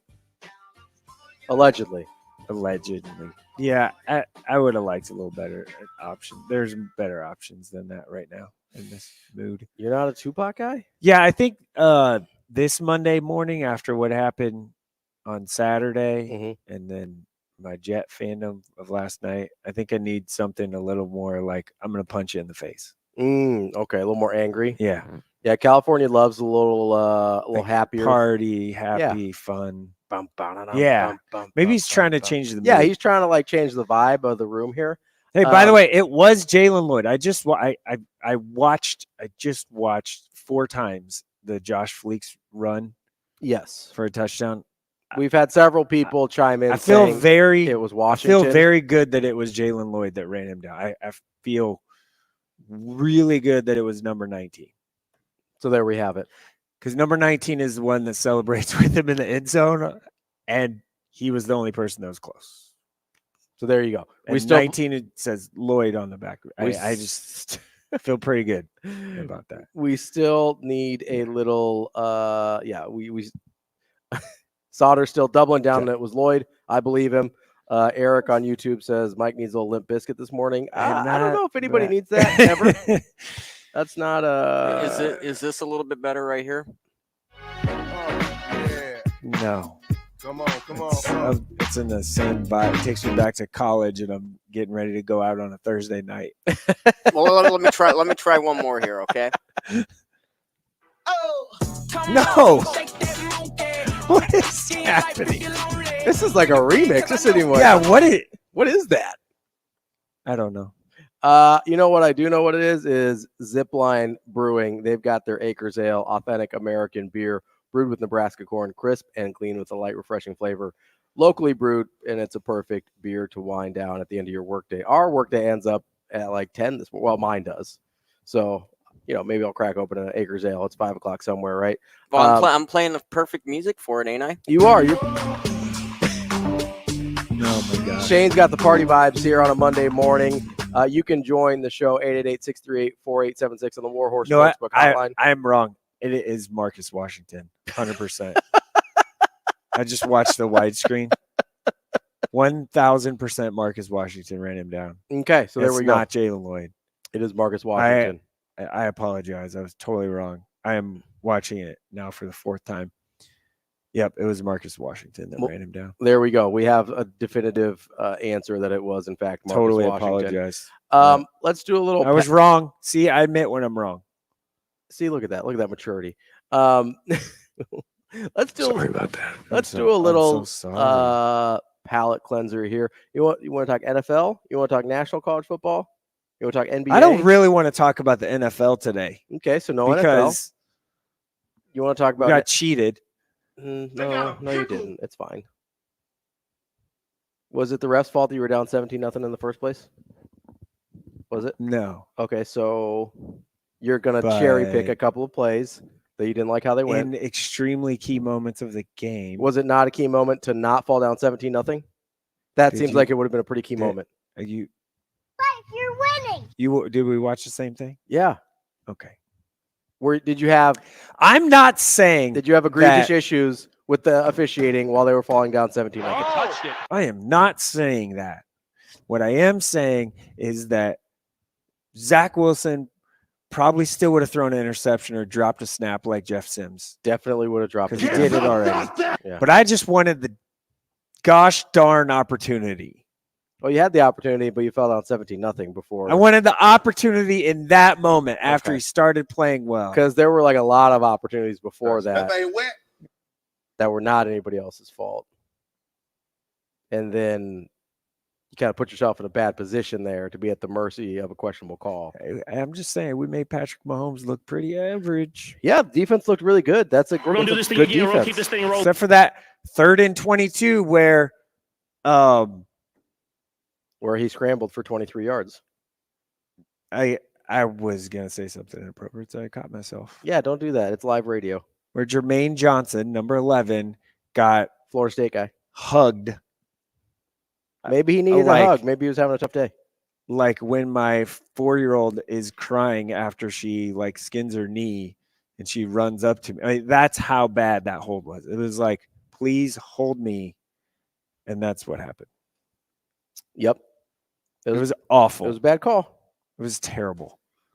You're not in that Sauce Gardner, sorry, that happens all the time. He didn't really grab anything. Okay, you're talking about 2 plays. Also, the 2 plays in a row in a key moment, in a pivotal key moment in the game. 2 tough plays.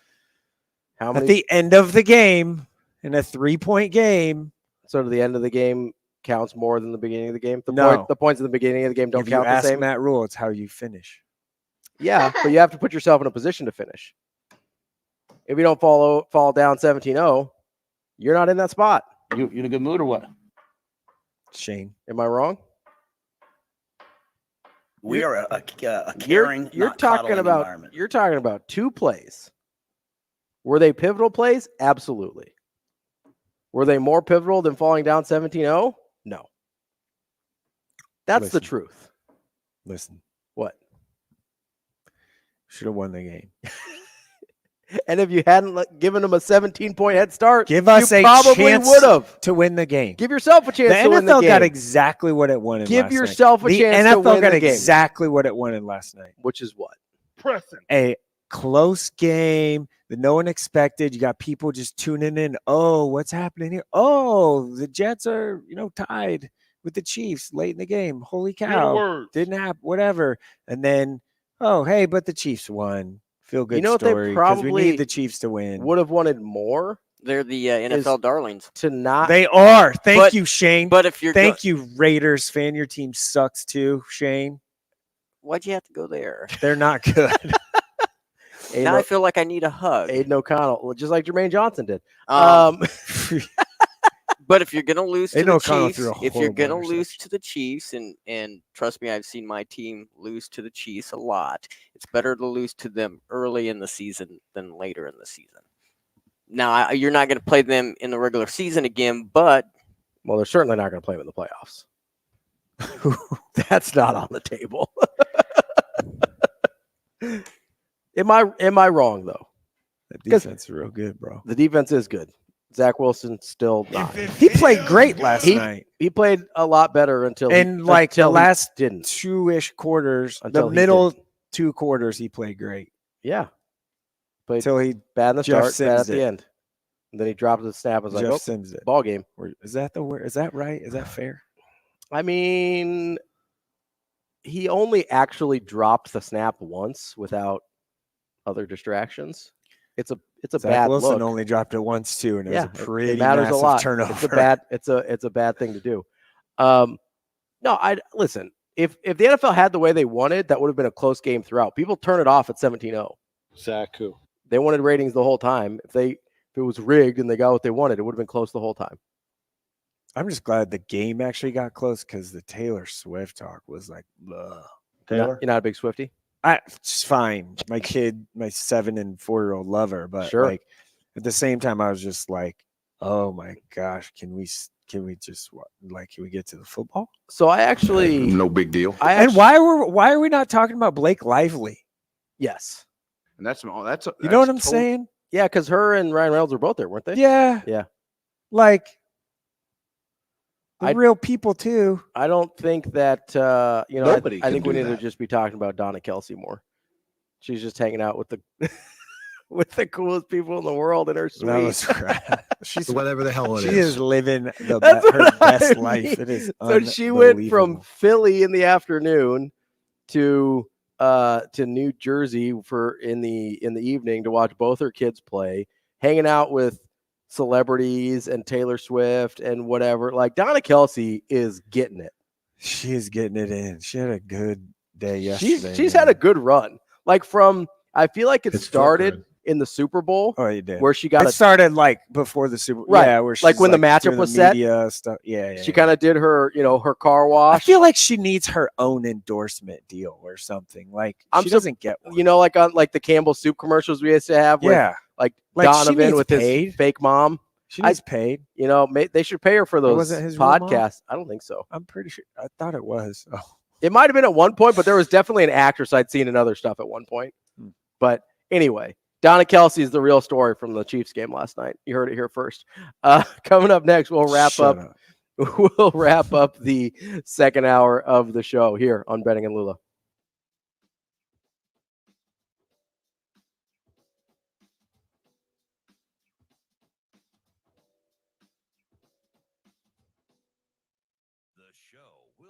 Back in 4 minutes.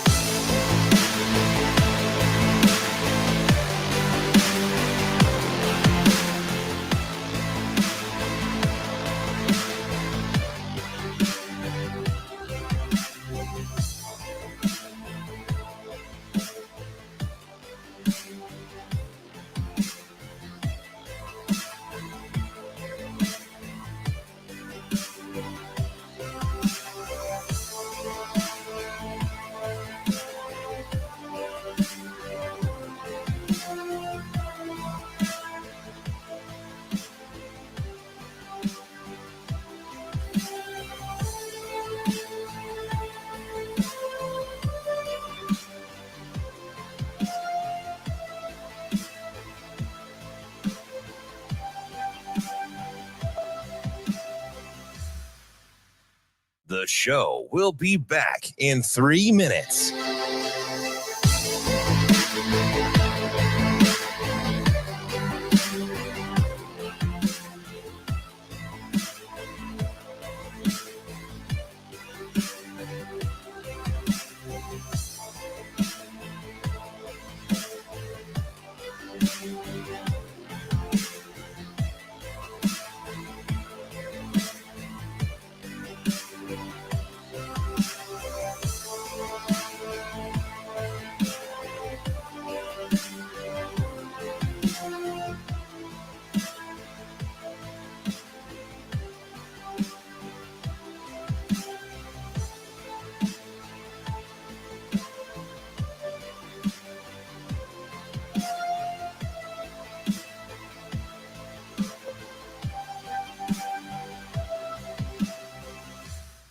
show will be back in 2 minutes.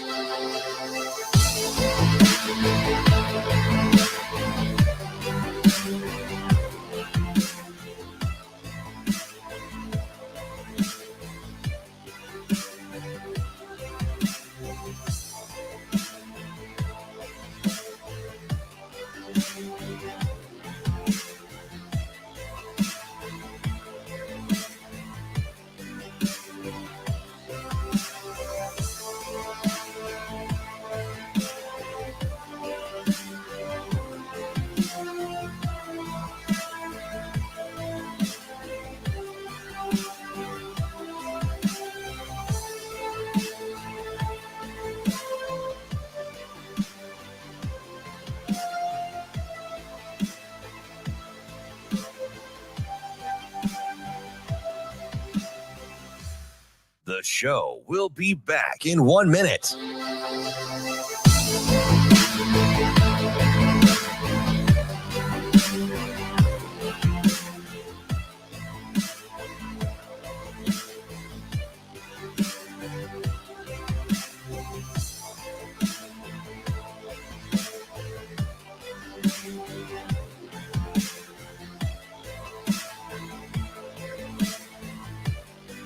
The show will be back in 30 seconds.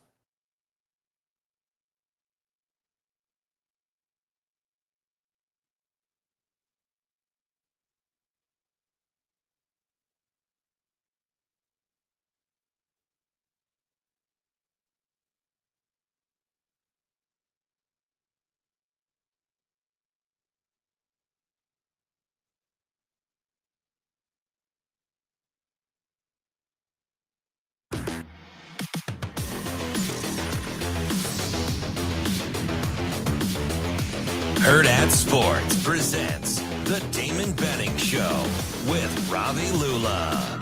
3rd down and 3 for Kansas City at the Jet 34-yard line. Creed Humphrey hovers over the ball, barks out a line call. Mahomes calls an audible, raises the right leg. Chiefs leading 10-0. Mahomes pumps once, twice. Open right side, Noah Gray. 10 to the 5, stretching out. Touchdown, Kansas City. Hey. Whoa. Wrapping up hour number 2 here on the Damon Benning Show with Ravi Lulla. Mike Sautter in for Damon Benning. You can hear us, as always, on AM 590 ESPN Omaha, as well as ESPN Tri-Cities in central Nebraska. We'll be joining in Lincoln here at the top of the hour on KFOR. I will say, I know you're upset about the Chiefs cut that Shane just played. But we love Noah Gray, fellow type 1 diabetic. Shout out to Noah Gray. Get it done, bud. Him and Mark Andrews, both diabetics.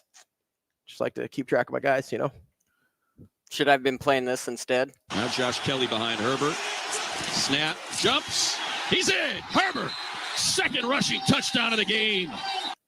Yeah. Does that make you feel better? I mean, I don't care either. I mean, yeah, it would. I don't feel any type of way about that. Shane almost had to jump over the little thing into his little Snoopy house over there. Yeah, I was like,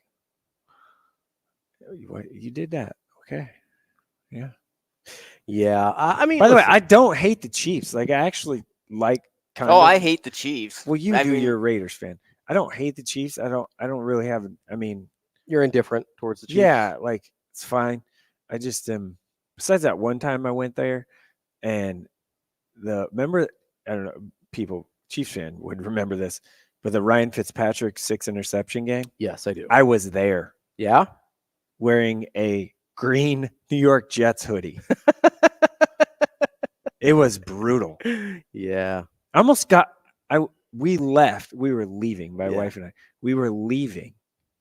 I'm saying, like, before the game was over, like late fourth quarter, you know, right after he threw his 6th pick, and I was like, okay, let's go. And I bought, nice tickets because, Jets game. And we were leaving and walking up the steps to leave. Mm-hmm. And there were 2 people that were like talking stuff, and like one of them wanted to fight me. And I'm like, look, my head's down and I'm just walking. I'm not saying anything to anyone. I know where I'm at, right? Like, why do you have to? Like, I'm not trying to fight anybody. I just want to go. Like, I know what happened. I saw what happened. Even if the Jets would have won, I wouldn't have said anything. I was probably a little brave wearing a green hoodie, though. Yeah, it's an interesting experience being a visiting fan sometimes. In Kansas City. Yeah, so I've never done it for a Chiefs game, but I've done it twice, 3 times. I've gone down to Kaufman when the Red Sox are down there before. Yeah. And even then, and it was not when the Royals were any good at all. Even then, there's like some hostility, and it's like, what do you think what do you think you're accomplishing here? Yeah. Right? Like, what is the end goal? Like, okay, we get in a fight. What have you accomplished by getting in a fight with a fan of an opposing team? Yeah, it doesn't. Like what? Like that doesn't. Do you think that makes your team better somehow? Too much adulting for people. I can't even just logically get through the process. Like there are certain situations. It gets you on Barstool. There are certain situations, not that violence is ever the answer, but where I totally understand wanting to fight someone. Also, Thomas on the YouTube comment says that Jason Travis and their mom have a Campbell's commercial. Okay, I didn't know that. She needs more. Yeah, I want more Donna Kelsey, less everyone else. I want the dad to be involved a little bit here. Yeah, I don't know what the story is with the dad. I don't know, like, is he just like an introvert, doesn't want to be out there, or what? I think probably. I could see probably a little something like that. Yeah, it seems hard imagining those two sons and being like an introvert dad. You know what the Kelsey should do on their podcast? They should have Taylor Swift on there. I think they should. And I think it's inevitable at some point. It'll happen. Like once there's more established relationship like length, I think she'll be on. Yeah. There's not that we don't need to get into the Taylor Swift thing. That. But no, I really don't understand the like fans wanting to fight under other fans thing. I don't get it. There are certainly circumstances where I will fight someone, but over fans is not ever one. Not your opinion. Yeah, no. Like I don't get it. I don't understand. There's the physical fighting. I just don't understand what you're trying to accomplish there. Shane, they just showed that Aiden O'Connell interception. It was so bad. Yeah, they were kind of high on Aiden O'Connell. At like the end in of the game, preseason. it was whoa. And like, that was a really bad pick. I've seen that. Trust me, I've seen some really bad interceptions in my NFL fandom life. How about that Mac Jones one yesterday, the pick 6? Bad, that was pretty bad. Yeah, sounds about right. It's kind of funny how often someone else will make you appreciate Jimmy Garoppolo, where you're just like, oh, well, he's not that. Like Aiden O'Connell, I feel like if you're a Raiders fan, made you appreciate Jimmy Garoppolo yesterday. I've had that moment as a 49ers fan. As a 49ers fan, you've had that moment? Yeah, where I believe C.J. Beathard was the backup quarterback. Iowa. And I was like, God, I miss Jimmy Garoppolo. Wow.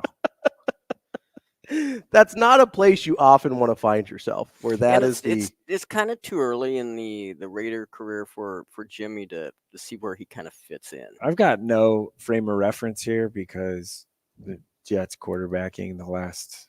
Because Jimmy Garoppolo would be your best quarterback in 30 years. Yeah.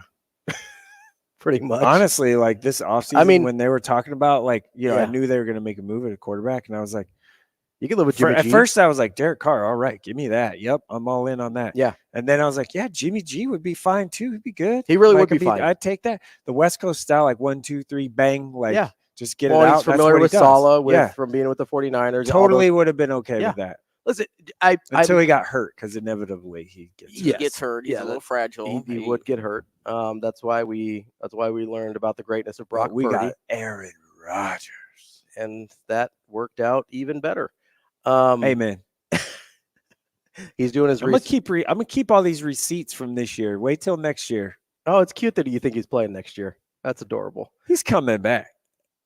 For you, he's coming back somewhere for the Jets. Okay, they gave up way too much for that guy. Would you like to make a? Would you like? How to many first round picks would you like us to give up for Aaron Rodgers? All of them. No, like he's gonna play for the Jets, and if he's not, we better be getting a haul. I would like to make a wager on this. Fine. He's coming back. I will say he's talking about coming back this year, which I think is crazy. No, it is crazy. It is no nuts. I mean, he looked pretty good on them crutches last night. Okay. I'm not saying next week, but let's make a wager. I will bet you that Aaron Rodgers never plays for the Jets again. Oh, okay. I'll take that. Ever. Not one more down. Not one down. He never starts a game for the Jets again. Oh, no. Yeah, I'll take that all day. All right. On a meal. We'll do a meal. Fine. All right. Wherever you want.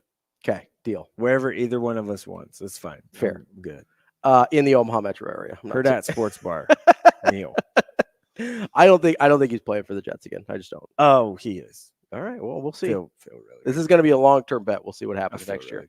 Really Other stuff in the NFL, we'll move off of your Jets a little bit. My 49ers still really good. Cheated though. No, they didn't. They buried themselves in a no. I'm just gonna let me have my moment. They jumped into a pre-dug grave. In that bet, and then we're like, "Oh no, you buried us." In that bet, by the way, you really have to wait until he officially retires. Yeah, no, I know it's a long-term bet. It could be like 4 years. Well, he's gonna play like this year, according to him. So yeah, that's not happening. I don't think that's not happening. It's very unrealistic. Well, that's the Aaron Rodgers experience. Wow. Yeah, it's tough. I mean, I don't know. What? All right, Mitch. No, I want to, and we'll get it. We're going to talk to Hub Arkush a little bit later about the NFL. I do have some questions about, I'm kind of curious what's happening down in Tampa. Baker, boy. Yeah, I don't killing it. I don't know what to do with that because it's got to be touchdown. That's what. Well, you forgot one more. Baker had 3 touchdowns yesterday. You got to throw one more in there. The same amount. Their schedule. I mean, the division's so bad. It is a really bad division. They very well could win the division. Yeah, because that's a trash division. Their defense is still good. Todd Bowles, man. Todd Bowles knows what he's doing guy. on defense. Yeah, your former Jets guy. Yeah, you guys loved him up there, right? I didn't mind him. The offense was just terrible. The defense is pretty good. What is that? Does that remind you of anything that's happening currently? All the time with the Jets. It's been that way. With arms wide open. Yeah, Rex Ryan. That was kind of the deal there. It was great. Best 2 years of my Jet fandom life. Back-to-back AFC Championship. Back-to-back AFC Championship game appearances. With the Sanchez. Mark Sanchez has been the best quarterback the Jets. Imagine that. Is he better or worse than? Did you have a Chad Pennington era? Mark Sanchez has been better than Chad Pennington. I don't know. Better than Vinny. Nah, Vinny was good. Okay. I liked Vinny. Okay, so it's about 25 years. Achilles, you know. It's about 25 years then. Yeah, it hasn't been great. Anyway, all right. Thank you, dear baby Jesus. So we'll talk more NFL coming up at the bottom. Let's get back to Nebraska. We should probably talk about Nebraska. I mean, we talked about. Don't people want to talk about Nebraska? We talked. Are we over? Have people moved on from the Michigan game already? I don't think so. Are we on to Illinois? Let's move on to Illinois. Let's move on to the rest of the schedule coming up next. Because I want to talk about why the sky is not falling. It's not. It's really not. It's gonna be okay, probably, or maybe it won't be. But there's then reason we're gonna be, accused of, you're just spinning it. No, and listen, you can accuse us of spinning it or not, but I think there's reason to not panic yet. I think that's fair. We will get to that and more as we wrap up hour number 2 here on Benning and Lulla.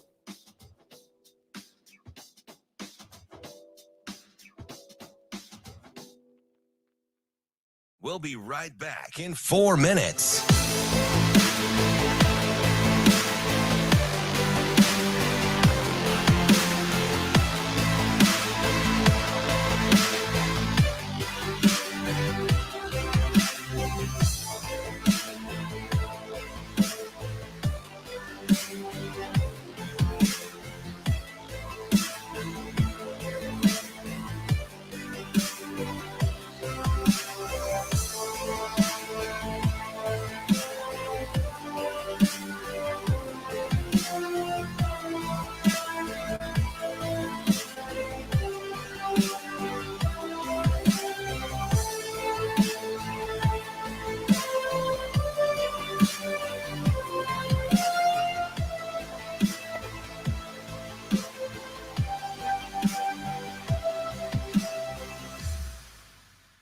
We'll be right back in 3 minutes. Mayfield floating it for Palmer, the rookie. Trey Palmer hauls it in for a Buccaneer touchdown.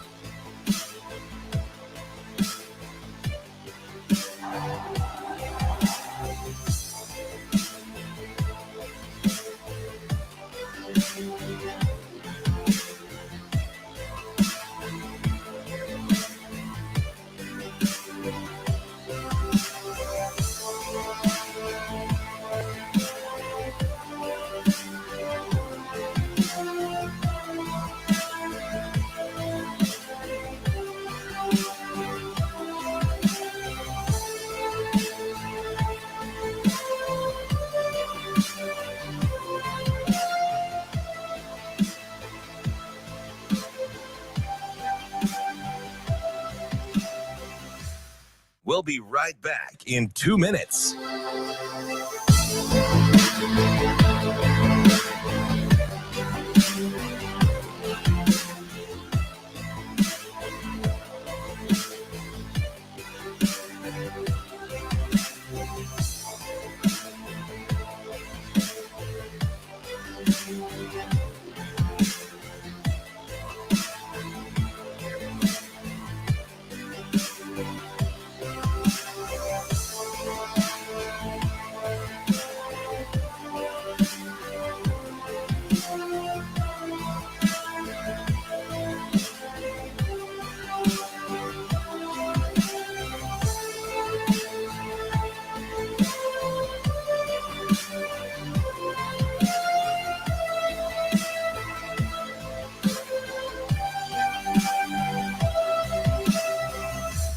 We'll be right back in 1 minute.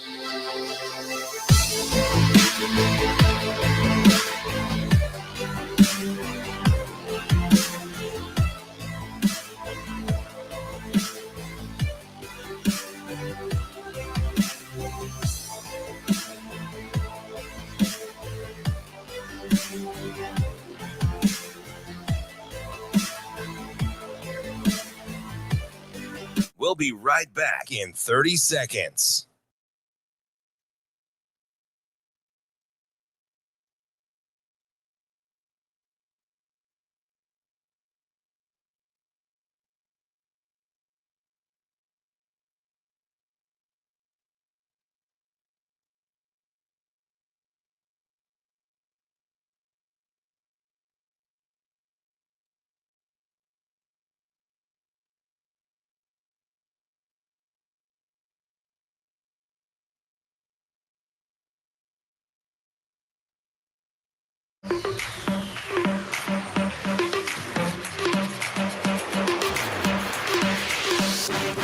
Hurrdat Sports presents the Damon Benning Show with Ravi Lulla.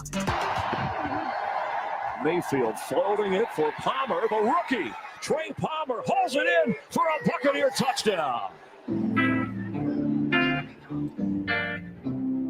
Kicking off hour number 3 here on the Damon Benning Show with Ravi Lulla. Mike Sautter in for DB. Want to say hey to our friends in Lincoln listening on KFOR. Of course, we've been on AM 590, ESPN Omaha, and ESPN Tri-Cities the whole time. You can catch us on YouTube, Twitter, all of the places. With the injuries to Nebraska's wide receiver room this year, you'd really love to have Trey Palmer back. That would be nice. It would be amazing if Trey Palmer was back still in Lincoln because, well, everyone. I mean, I guess I need to look. Could they get him the ball though? That's the question. Like you should, if you look, you have how many downfield pass attempts have there been? When I say downfield, I mean like 20 plus 15, yards. Yeah, 20. Usually, I'd give you. It's 20 is the number. It's usually the. I'd give you 10 right now. So there are. So actually, it hasn't. I actually was doing this. There's a decent amount right in like the 10 to 12 range. Right. Because Harburg seems to be most comfortable with those. There's nothing like over crosses. 15, that just isn't a thing. No, there was one. So like defensively, deep, you can just kick it like in the middle. Sort of deeper post to Billy Kemp against Louisiana Tech. That was about 18 yards in the air. That's about it in terms of down he had the an field. Explosive play too. He did, yeah. I mean, I don't know that and listen, the receivers aren't in a great spot, but they've been open more than they've gotten the ball. I genuinely believe that's true. I feel pretty good about that. And it's certainly downfield. He's not the guy, though, to do that. No, he's not. And that's kind of the situation Nebraska finds itself in, is even if the wide receivers are getting open, which no one's trying to tell you that this is an incredible wide receiver room. Like, it's not. Yeah. But whether it's Alex Bullock's a good blocker. Whether you've got I think Marcus Washington is genuinely a pretty good wide receiver. He's fast. Well, as we found when he chased down Joshua Fleeks. He can run. And it was definitely not Jalen Lloyd. Yeah, it was. What was it? But you've got, Billy Kemp has the ability kind of underneath as a slot type guy to get open and to make plays. We've only seen a handful of Malachi Coleman plays, but he has just run by guys a few times, and they can't even get a pass off. Like, that's happened at least twice that I'm aware of. Yeah. They just can't get the ball Coleman's off. a straight line guy. Yeah. Like, that's what he's always been. He's always been a straight line guy. High school, like, that's what he is. And he's 6'5", and he's super fast. Yeah, so if you can get a ball off to him, run and just throw it far. Give him a chance to make a play, Throw right? it as far as I can, and I'll just run. And they haven't been able to do that, even give him a shot to make a play yet. So, there's opportunities there that the quarterback position limits them in. And it's not just Harburg, it's Sims as well. They didn't really get any deep shots off against Sims. And I don't know, even between the two guys, if I like either of their abilities to throw a deep ball that I trust. Yeah, probably not. And so it's a really challenging situation because you've got a wide receiver room that probably needs a quarterback that can make them look better. And you've got a quarterback or two quarterbacks that you really need your wide receivers to help make them look better. Yep. And both of them are kind of just in the middle no man's land right now. And it makes for really challenging times in the passing game. I do want to stick on the quarterbacks here for a second because I know DB last week thought we'd see both guys. I thought we'd see both guys because Harburg was a little banged up as well coming into the game. Just kind of nagging stuff, nothing too serious, but with as much as he's run the ball, he's been a little banged up. I'm curious, do you think the fact that we didn't see Jeff Sims, is that, hey, Sims just isn't still healthy? Do you think they've decided on Harburg? Like, what do you think? Or like, have you tried to read into that? I think it's got to be in somewhere. It's real tight right there. Between the two of them? No, real tight is like, is he fully healthy? Mm-hmm. Or, hey, we're just going with this guy. I think it's somewhere very much so in the gray middle. Okay. Right there. So you think maybe they want to see Harburg for an extended period of time, so they're just not even entertaining Sims until he is 100% healthy? I don't think it's we want to see Harburg for an extended period of time. I think it's, hey, maybe Harburg is kind of overtaken right now. Okay. Maybe a little bit ahead. A little bit of that and a little bit of Sims isn't fully healthy, I think. It's probably So the big... I think it's like razor thin 1A, on both 1B. of those. Yeah. So maybe Sims is like 90%. Yeah. And Harburg is 1% ahead of him. Yeah. Okay. So that's something like that. Okay. Like it's real close. But if Sims was 100%, they'd go with him. So that's where it becomes really interesting, right? Is when does Sims get to 100% healthy? We'll be at 3 full weeks at this point coming up for Illinois. Well, you'd got to think it. And I think if Sims is, clearly the guy, then I think this week against Illinois, he should, if he's back to full health. Do you want to wait till the bye week and give him more reps as the one again? Does that make sense? It's kind of like, does it matter, right? I mean, I think it Illinois does. No matter what. Well, you should beat Illinois unless you shoot yourself in the foot. And the turnovers so far have been a bigger issue with Sims than they have been with Harburg. Because now we have a 1-to-1 comparison in terms of a Power 5 opponent for Sims and for Harburg. And Harburg still turned it over less than Sims did. Right? Right. So maybe you think, hey, The only way we lose to Illinois is if we give them the ball a bunch of times. And maybe you don't want to put Sims in that situation in a game that you really have to win.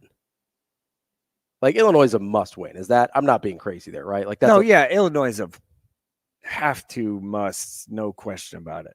Yeah, like so I don't know if you want to put Sims in that situation where the only thing that loses you that game probably is turnovers. If you end up -2, -3 in turnovers, and that's kind of been the problem with Sims so far, right? Mm-hmm. That's where I'm a little bit hesitant to not throw him in there without because you're talking about a short week anyway, and a game where you should win unless you give it away. Yeah, they have to. So that's why I think maybe you wait till the bye week if you're going to mess around with Sims. Yeah, or do you want him to have some confidence in game? Maybe, but it's not like Purdue, and it's not like Purdue's a world beater either. Well, you have Illinois bye week, Northwestern, then Purdue. This is 3 get healthy weeks here. These are 3 get right games in a row. You have to win all 3. I'm just saying the 3 weeks with the bye week in there. Right. Oh, yeah. To actually physically get Illinois healthy. bye week, Northwestern. This is like all right, all is right in the world situation. Yeah, I think I don't know if it were me. That's what this has to be. These 3 weeks without a doubt. That's why I think though, because you've got some time to get healthy, I think you probably hold Jeff Sims out until Northwestern. In my mind. Yeah, I mean, you should be able to beat Illinois without no question about it. Yeah, and again, like I said, the only way I think Illinois beats you is if you turn it over. I don't know if you want to put a turnover prone guy. Haven't turn it over the last. I mean, Nebraska's basically had 1 turnover a game with Harburg, which is survivable. Normal. Yeah, that is a survivable number. 4 a game, which is what they were doing with Sims, is not a survivable number. Correct.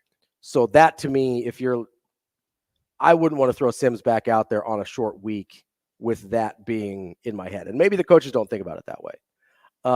Speaking of Illinois, though, I've got a buddy hey, real quick, here's a Giant Head Jed said on Twitter, he has the answer for me. Nebraska is 3 of 14 for 100 yards, 104 yards and 0 touchdowns and 0 interceptions on passes beyond 20 yards. Yeah, so 3 of 14 is not good. 3 of 14 for 104 yards, no touchdowns and no picks. Yeah, that's not what you want to see on deep shots. That's of passes in the air more than 20 yards. 20 yards. Yeah. Sorry about that. That's pretty bad. I mean, if you could, it's not good. No, and listen, those are going to be lower percentage shots anyway. Correct. But 3 of 14 is not you're not even keeping them honest at that point, right? Like that's a number where you've got to be. I mean, you're probably okay with like 40-45% on deep shots. Yeah, well, I don't know, 30, probably low, like high 30s. High 30s, low 40s. With. Yeah. It's kind of like a 3-point shot, right? Okay. Like high 30s is you're probably. Yeah, 30, you're probably 40, roughly 40. Give enough or take to keep them on honest. Either side. Yeah. Yeah. Okay, that's fair. We were talking earlier about not really understanding fans when they get into fights and stuff. My buddy Evan in Illinois went to an Illinois-Indiana game where Illinois lost by 30, and he was getting cussed out at the urinal by Indiana fans. It's like, what? Like, why? What do you hope's happening there? Yeah, there's no reason. I just don't understand it at all. We've had a lot of input on the YouTube page. Red Wine says, get a QB like KU, one that can run, pass, and not be a turnover machine. Red Wine, I get that. That's what everybody wants. How much? Yeah. I mean, yes, it would be even terrific. KU's backup did all right the other day. No, and that's fair, right? Is if Kansas can get a starter and a functional backup, like Nebraska should be able to get a functional starter. You and I talked about this in the post game. What does the future of the quarterback position look like at Nebraska? Like, where do they go? Because I don't think the answer is on the roster right now. That's what I'm saying. Like, what does that? I don't know that the answer is currently in the recruiting class. We'll see. It doesn't look good from the senior from what they have coming, all that stuff. Like, it's definitely a portal option, probably for sure. I think you're going back to the portal this year. I think you have to, even if even if you really, really like and are still very 100% committed to Daniel Kaelin, which is fine, right? Like, even if that's your stance, you can't expect him as a true freshman to change the fortunes of your program, right? Like, that's not realistic for most guys. Right. Most incoming freshmen, no matter how touted they are, are not that guy. At quarterback, it's really tough. Yeah, they're usually not that guy. And I don't know if Kaelin plans to come in early. If he doesn't, then that's not even an option. Yeah, right? Not even close. Like, if you're going to be a true freshman starter, you have to be there like January 1, right?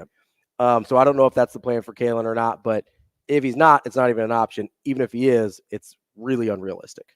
Yeah, Bryce Young did it, right? Like, it doesn't happen. No, but you're talking about the highest. Yeah. That's what guys. I'm saying. Yeah. Like, it doesn't happen across college football. I mean, like, I'm pretty sure Trevor Lawrence didn't even do it day one. I don't think he might have. I don't know. But it generational talent, Trevor Lawrence. Exactly. And if you're as talented as Trevor Lawrence, a generational talent, you can't start day one. Exactly. I'm glad you've come around to my way of thinking. Definitely. But I mean, like, absolutely not. I don't know. But you look at almost everywhere in the country, even these super highly touted guys, a lot of them either start halfway through their freshman year. Some of them still, quarterback's kind of the one position you can sort of get away with redshirting a guy still at some of the outside of the lines. So I don't think that's a realistic expectation of Daniel Kaelin next year, even if you like him and are on board for him in the future. So that leaves a portal option, right? Because I don't think either of us think the answer is on the roster right now, right? Between Harburg, Sims, Purdy. Am I missing a guy? There's a fourth one probably somewhere on there? Harburg, Sims, Purdy. Is there another guy? I don't know. Those are the three we've talked about so much. But for some reason, my brain just went to Tyhan, but Tyhan played receiver, 8-man football. Like, he definitely was. I kept wanting to say Richard Torres, and that's not a thing anymore. I know. Walk-on guy. I can't think of his name, though. Yes. But, I don't think the answer is on the roster right now. I've never been a Chubba Purdy guy. No. Is it Alex Mansk? Is that the walk-on? I think so, yeah. I thank you, Thomas, on YouTube for that. Yeah. I've never been a Chubba Purdy. He's not the guy. Yeah, I've never been a Chubba Purdy guy. Sims, I was hoping that they could take his talent and put him in a better situation and that you'd get more out of him. And I haven't given up on that totally, but I also don't think you can bank on that. And even if you can, he's only here for one more year, right? Like, best case scenario, Sims figures it out, turns it around. He's got a year and a half left of his Nebraska career. So that's not a long-term solution, right? And Harburg would have to make some pretty large strides as a passer to have you feel good. Sims, Harburg, Purdy, Jack, I can't pronounce his name, Wochi, and Luke Longvall. Both. Luke Longley? Longvall. From Australia? The Bull Center? No. Yeah, basically. 6'2". And those guys are red shirt. Yeah, those are not the answer or the option. So, I think you have to go back portal this year. I think you have to at least one guy. Maybe, is it crazy to take two guys out of the portal? No. Especially because you're probably going to lose. Well, especially if you are looking at it from a situation. Chubba's probably. Where's he going to go if he's graduated? He can't leave. Yeah. Unless he goes to an FCS. Yeah, maybe. You could go like the. Yeah. You know what I mean? Like, he doesn't have any options really, because I don't think he's graduated. And he could go the FCS route if he really wanted to, but that's about it at this point. I don't know. I also think so. You have to think about the caliber of guys you're probably going to be able to attract in the portal.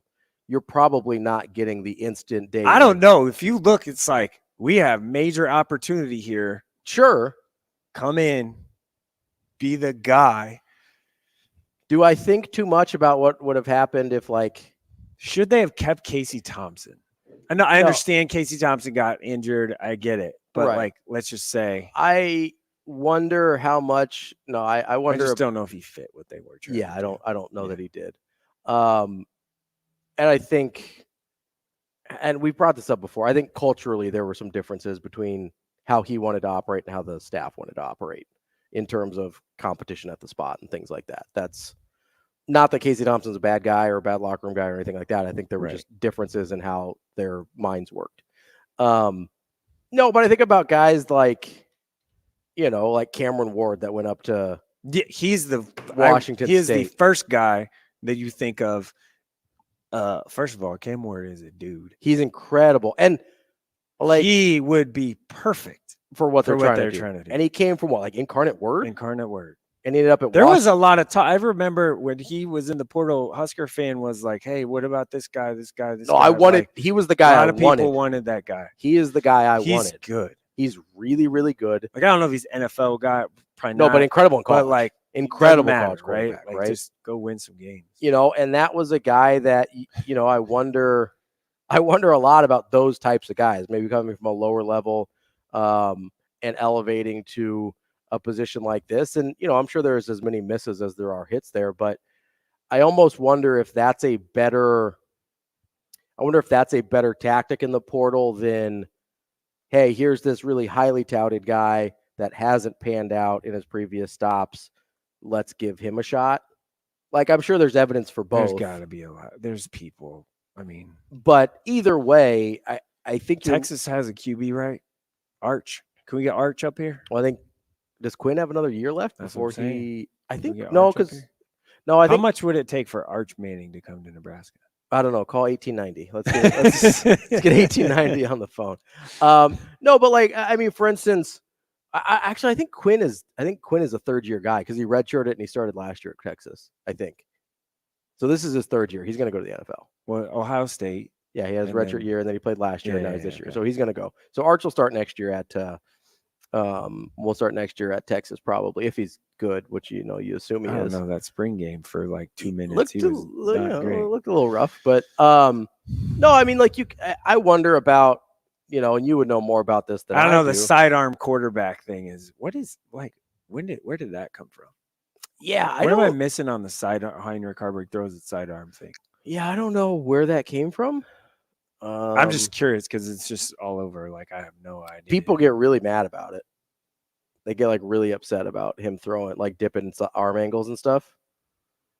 But you're mad. It's kind of funny because 2 games ago against Northern Illinois, when he did it a couple times and it got around a defender that way, people are like, "Oh, he's so savvy. He's dropping down arm angles and stuff." And then he gets a couple balls back. Patrick Mahomes can do sidearm stuff, and everyone's like, "Oh my God, look at that!" Literally, yeah, I had that said to me on the internet. But then he gets a couple balls batted down against Michigan. He's like, "What is this sidearm crap?" It's like, well, you don't get to have both. Yeah.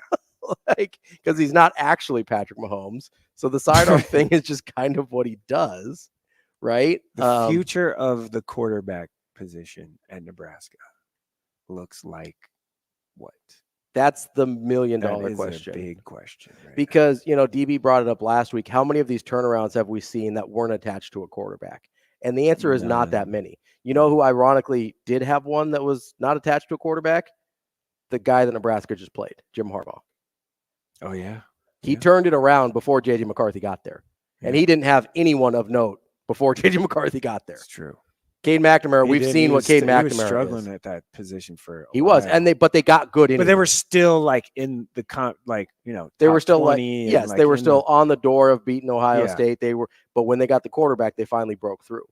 And I think that as much as anything is kind of what I think there's a lot of things Matt Rhule was talking about how he wanted to build the program like Michigan from the inside out, with the lines, but also from a standpoint of, hey, if we don't have a quarterback, we're still going to be good and competitive. If we do have a quarterback we really like, then we're going to be contenders. Like that is because there's a lot of teams around the country, and we talked about this a little bit on post game. There's a lot of teams around the country that when they don't have a quarterback, they're not special. Yeah. Right? Like if Lincoln Riley, for whatever reason, ever misses on a quarterback, he's in trouble. He ain't never missing on one. He may not, and that's fine. But if he ever does, they're in trouble. They almost lost to Colorado. That's what I mean. Because that defense is bad. Really bad. His defensive has. They're talking about them. I don't understand how like a top. They're talking about USC is national title contender. I don't see that. I've watched 1.5. No. Okay, I've watched almost 2, probably 1 3/4 of their games this year. They're not. I don't think they're not in that. They don't have the defense to be. They have a national championship worthy offense, but that's only half. What would Michigan do to them? I mean, the same thing that we saw Utah do to them last year. Yeah, basically just pound them. Yeah, and their defense is good enough. Yeah, especially up front on the back end. I don't to slow them down. I don't think it's even. I don't think they're in that.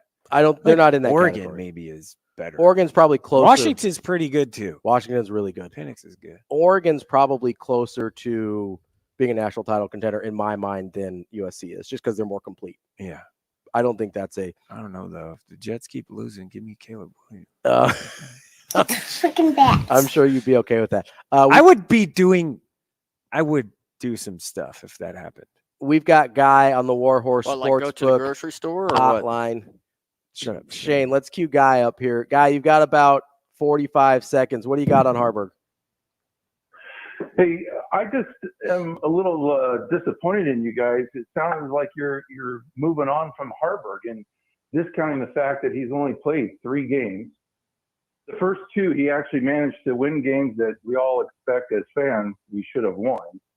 And then if you look at the nature of his turnovers, yeah, there was a couple that, sidearm slinging and whatnot, but, getting blindsided, it's not as if he just put it on the carpet kind of deal. And if this is a development program, why aren't we looking at it saying, hey, you know what, Harburg with some extra time, with some extra snaps, game reps and stuff like that, could possibly be, going forward, the QB of Nebraska. It just seems disappointing that you guys are moving on from him so quickly. Do you win a national title or a Big Ten title with Heinrich Harburg at quarterback? Quite honestly, I don't think that we win a Big Ten or a conference or a national championship in the next 2 years, no matter who the quarterback is. Right. Guy, we appreciate the call. We'll tackle this on the other side here. Appreciate you calling in. We'll get into it a little bit on Harburg coming up next on Benning and Lulla.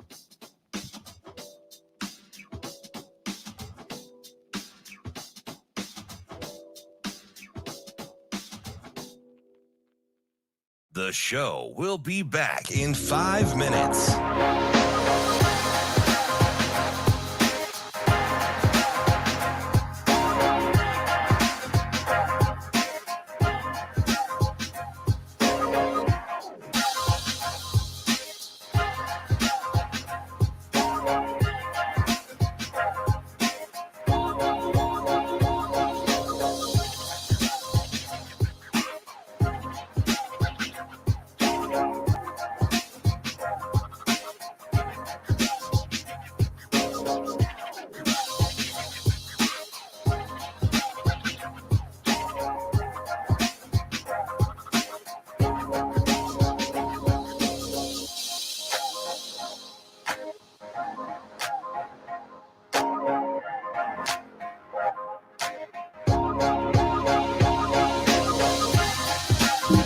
The show will be back in 4 minutes.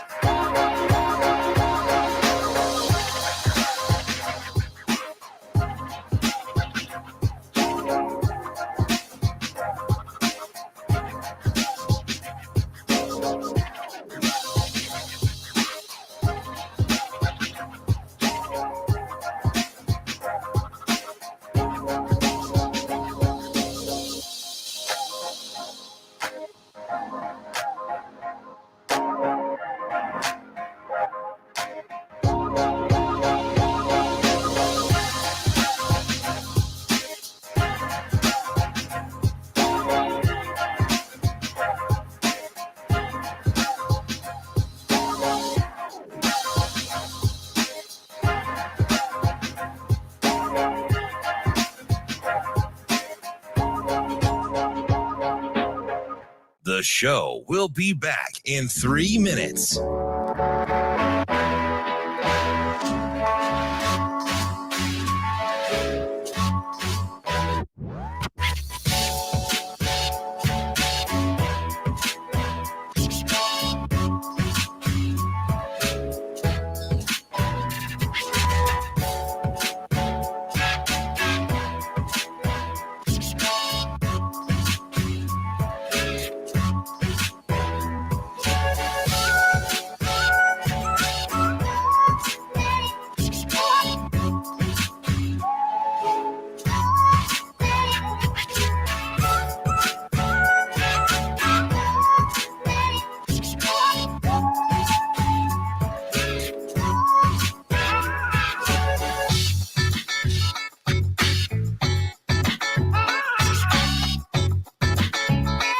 The show will be back in 2 minutes.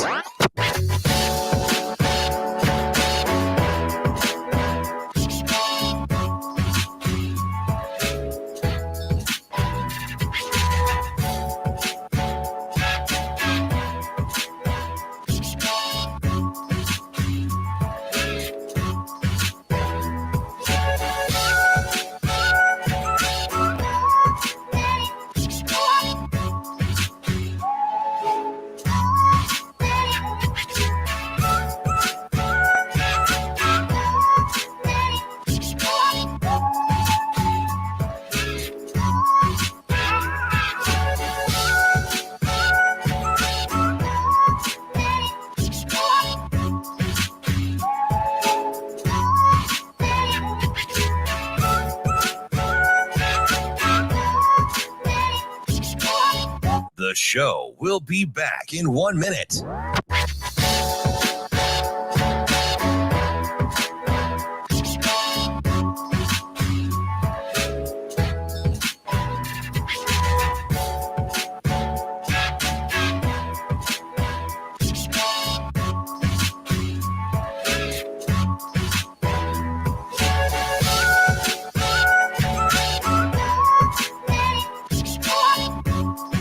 The show will be back in 30 seconds.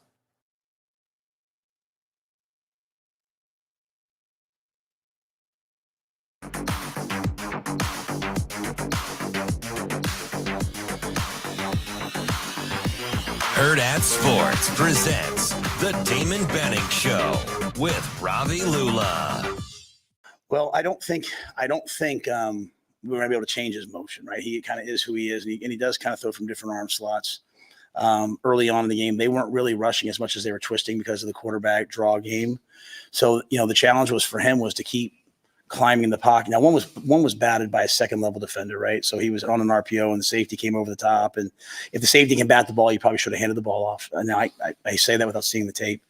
But the ones that got batted down early, I think the big thing we wanted from Heinrich was to set the edge of the pocket, just get up in the pocket, find those windows. In the NFL, there's 5'10", 5'11" quarterbacks, and they throw through windows as opposed to over top of people. So, again, he hasn't played a lot of football, so he wanted to play through those moments, right? He got sacked today, protected the football, got sacked off the edge. Those things are hard to play through. So, wanted him even at the end. I don't like when a team kicks our tail to call timeout and say, I don't like doing those types of things because, to them, the victor belongs to spoils. That being said, I also owed it to our quarterback. For Jalen Lloyd as a freshman to catch that in cut at the end of the game, that'll pay dividends down the line. So I think for Heinrich, we just want him to climb the pocket, find windows. We haven't been throwing the ball a ton with him. So now all of a sudden you pick it up, you throw it a bunch of times. There's going to be some things for us to work through. But I think the biggest thing with Heinrich is I want him to not try to be something he's not. I want him to be himself. I don't want him to start trying to be perfect. I want him to play the game.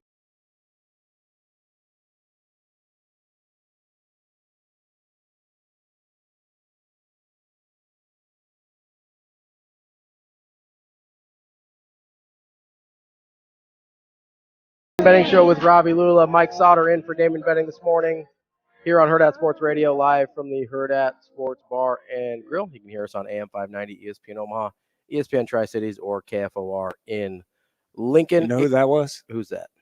The music? No. You don't know? No.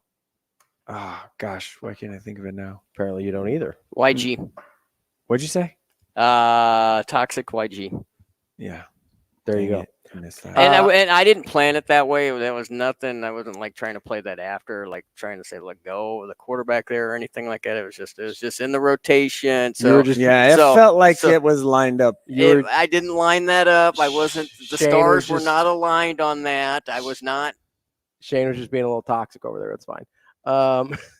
Could have played Let It Go. Time to let go. No, I'm not gonna let it go. All right, let's not watch. Let's not. I'm also not gonna let go of the Warhorse Sports Book Sports Cleanup. Oh yeah, we need to do that. We gotta do a little cleanup here. There's some things that we haven't got to yet today. Bills are good. The Bills are yeah. Jets beat them, but the Bills are good. The Jets did beat them. People forget. The 49ers are good. 49ers are really good. 49ers are really good. 49ers, Cowboys. Woo. Yeah, 49ers open a 3.5-point favorite on that one. I'm excited there. Sunday night. we touched on this a little bit earlier. I don't really know what to do. I don't know. I get the sense that nobody's really putting the 49ers up there until they play the Cowboys. I mean, I'm putting them up there. I don't know. I don't know. Who are you talking to? Yeah, you're talking to the wrong people, Shane. This is what I heard yesterday around the horn. I think everybody's putting them up there. Yeah, they're pretty dang good. They are putting it on people. They'll open up as, like I said, 3.5-point favorites against the Cowboys. We talked about the Buccaneers a little bit earlier. I don't know if they're for real in the sense of an actual contender, but they are for real in terms of they could win that division, I think. Mm-hmm. Right? And we can talk more about the NFL with Hub Arkush coming up here in just a minute. But I also wanted to... Did the Portland Trail Blazers fleece the NBA? So... Because on... Let's talk Friday about that. When that went down. Was it Friday? I was like, oh, the Bucks just fleeced everybody because they kept Chris Middleton and all that. But now when you look at it, like the full return that the Blazers got. So I don't even think is we're a lot at full return yet because. Well, okay. No, so hear me out. What's been reported, it's a lot. It is. So for one guy. And I think it's going to end up being more because I don't think. Well, they keep Brogdon. I don't think. No, Brogdon wants out. Yeah. Yeah. So they're not going to keep Brogdon. They're not going to keep. Who was the other? Celtics got better too, though. Jrue Holiday. So I want to get there in just a second. Who was the other guy that went to? It was Rob Williams. Rob Williams can help somebody. Yeah, yeah. So they're going to get and he doesn't help the Blazers right now. So they're probably going to trade both of those guys as well, and get even more in return for Damian Lillard. But no guards though, because they like their young guards. They've got Scoot and Anthony. They love their young guards that haven't really played. But no, I honestly. So I was thinking about this over the weekend, and we'll stay on the Eastern Conference side of things because all the moves that Portland's making are future moves, right? Yeah, they're not for sure. They're going to be very bad this year. I low-key kind of think that the Damian Lillard trade ends up making Boston the best team in the East. Really? Yes. With their lineup top to bottom, you got Jrue Holiday. Jrue Holiday is good. You've got Derek White, who's played well for the Celtics last year. Yeah. If he's your fourth or fifth option, that's a nice piece, right? Then obviously you've got Tatum, you've got Jaylen Brown. Jaylen Brown's the highest paid player in the NBA, which is wild. He's unbelievable. His contract is he's fine, but like he's a really good third. He's a good third option. Yeah, he ain't that guy. If he's your third option, you're in good shape. Right. And I don't know if he's their second or their third option. It'll depend on what Porzingis looks like. It'll depend on what Jrue Holiday looks like. Porzingis. But if he's your... People still really like him. He played pretty well the last 2 years. I know. Like he was good in Washington. Yeah. And if he's healthy for the right 50, 60 games a year, you're in good shape. Yeah. But is that team better than like Giannis, Lillard, and Middleton? I don't know. I think it's close. I don't think it's like before this trade. I was like, okay, I'm concerned about the lack of Holiday and the effect he had on their defense because he was really, really important to what they did defensively. Is anybody beating Denver though? Jokic is so good. Jokic is so good, but you're going to have to count on some guys that I don't like to repeat. You're going to have to count on some guys that I'm not sold on. Like I like Jamal Murray a lot. He's a great number 2. Yeah. But you have to win healthy. Yeah, win healthy, which is a huge question for him. You got Michael Porter Jr., who's a total wild card. Really talented. Really talented dude, but an enormous wild card. Yeah. And if he's not playing like a guy that can be the third best player on a championship team, like they pretty easily fall out of that pack. Like they're going to be in the playoffs. They'll probably be in the Western Conference Finals. The Warriors are interesting. It's your team. That is my team. The Warriors are super interesting because I don't know what to make. Chris Paul. Yeah, I don't know what to make. Can Chris Paul play 40 games? And again, it's kind of like Porzingis. Is it the right 40? Right? Because if he plays the first 40, he doesn't help. It doesn't matter at all. If he plays the middle 40, needs to play doesn't help you at all. If he's healthy in the playoffs, he's really old. So I don't know what to make of that situation. Really guard anymore. He really can't. And so you kind of have to count on like Draymond to cover up some mistakes what are defensively. The Lakers going to do? There's a lot in the NBA. NBA is fun. Yeah, I don't know what to make of the Lakers because I think they got better, but I don't know if they got better enough. Like I don't know if I would I don't think I put the Lakers ahead of the Nuggets. AD is again. And I don't know what to do with the Suns. You've got Booker, Durant. They wanted to move on from Ayton for so long. They finally did. But they're not. I don't know if they're better for it. Nurkic isn't better than Ayton. Okay. I mean, he probably fits maybe what they. But defensively, he's worse. They just need someone to bad take defender. up space-ish. Nurkic is an actively bad defender. Yeah, I don't know. So that's going to be interesting. But you've still got Booker, Beal, and Durant, so you can't write them off. It's score. Yeah, they're going to score 1 million points a game, and they may give up 1,000,001. I don't know. Really score it. They're going to score a ton of points in Phoenix. I just don't know if they're ever going to stop anybody. That's the maybe they might stop somebody. They're not going to. And then over in Philadelphia, you've got James Harden disgruntled again. Shocking. Done. You wouldn't believe this, but James Harden's unhappy. Yeah. That's about as predictable as gained Kyrie. 30 pounds this time, though. I think that thing wet. I think he gains 30 pounds every offseason. I think that's just part of his regimen at this point. So mad at that and how that ended in Houston, being a Rockets fan. Yeah, I've never been a James Harden guy. Very mad at as that. many people are aware. I just don't like the way he plays basketball. I'm not saying he's not good. I just don't like it. Like there's a difference, But no, there's a lot going on in the NBA. Also, a lot going on in Major League Baseball as the playoffs start tomorrow. Got some wild card round going on there. Do you have a team you like in the baseball playoffs? Who's in it? The Orioles. The Orioles won the East, right? The Orioles won the East, 101 game winners.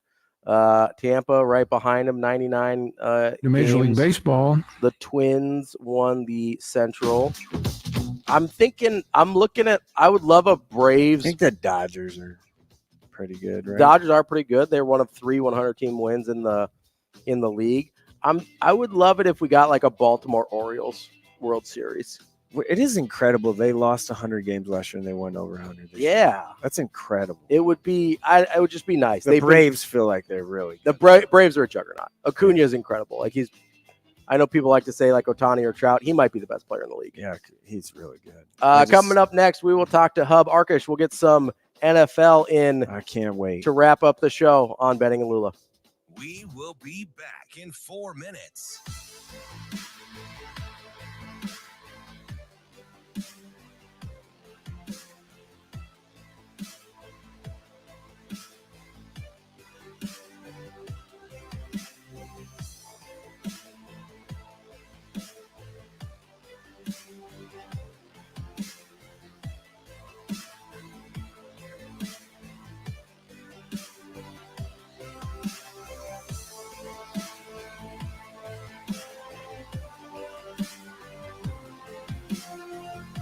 Jones is back. Plenty of time. Rolls right. Bottled up. Throws back to the left. Intercepted. Duran Bland. Call the house. Hello, house. House, it's me, Duran. Hello, house. Touchdown for Duran Bland. Hurts back, steps up. He is looking for Brown, who makes the catch. He's at the 25. He's at the 20. He's cutting to the outside again. Cuts back to the middle. He's in. He was absolutely brilliant negotiating his way downfield.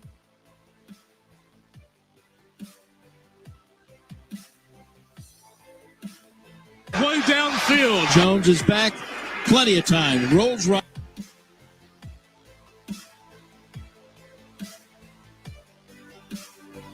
Downfield. Jones is back. Plenty of time. Rolls right. Bottle. Hurts back, step. Hurts back.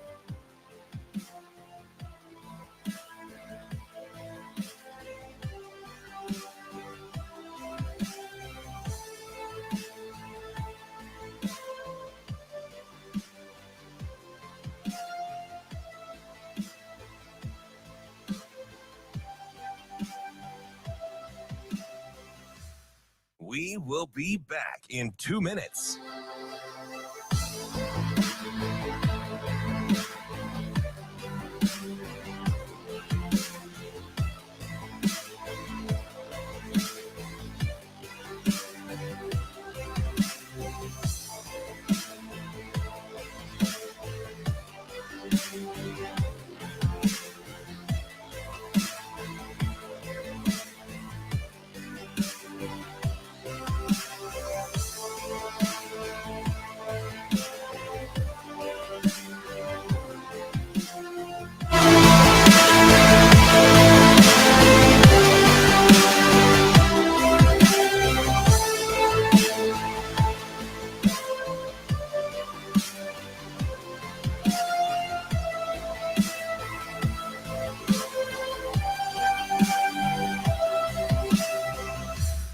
We will be back in 1 minute.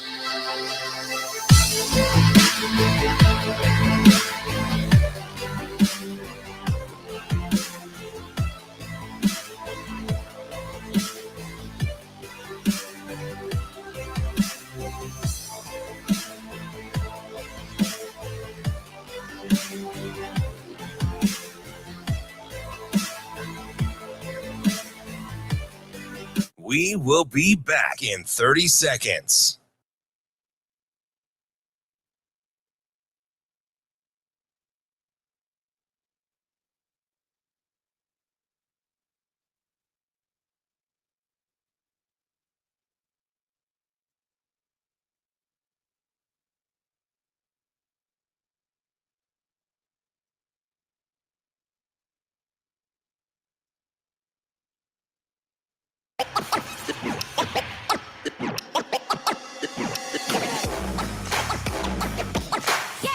Hurrdat Sports presents the Damon Benning Show with Ravi Lulla.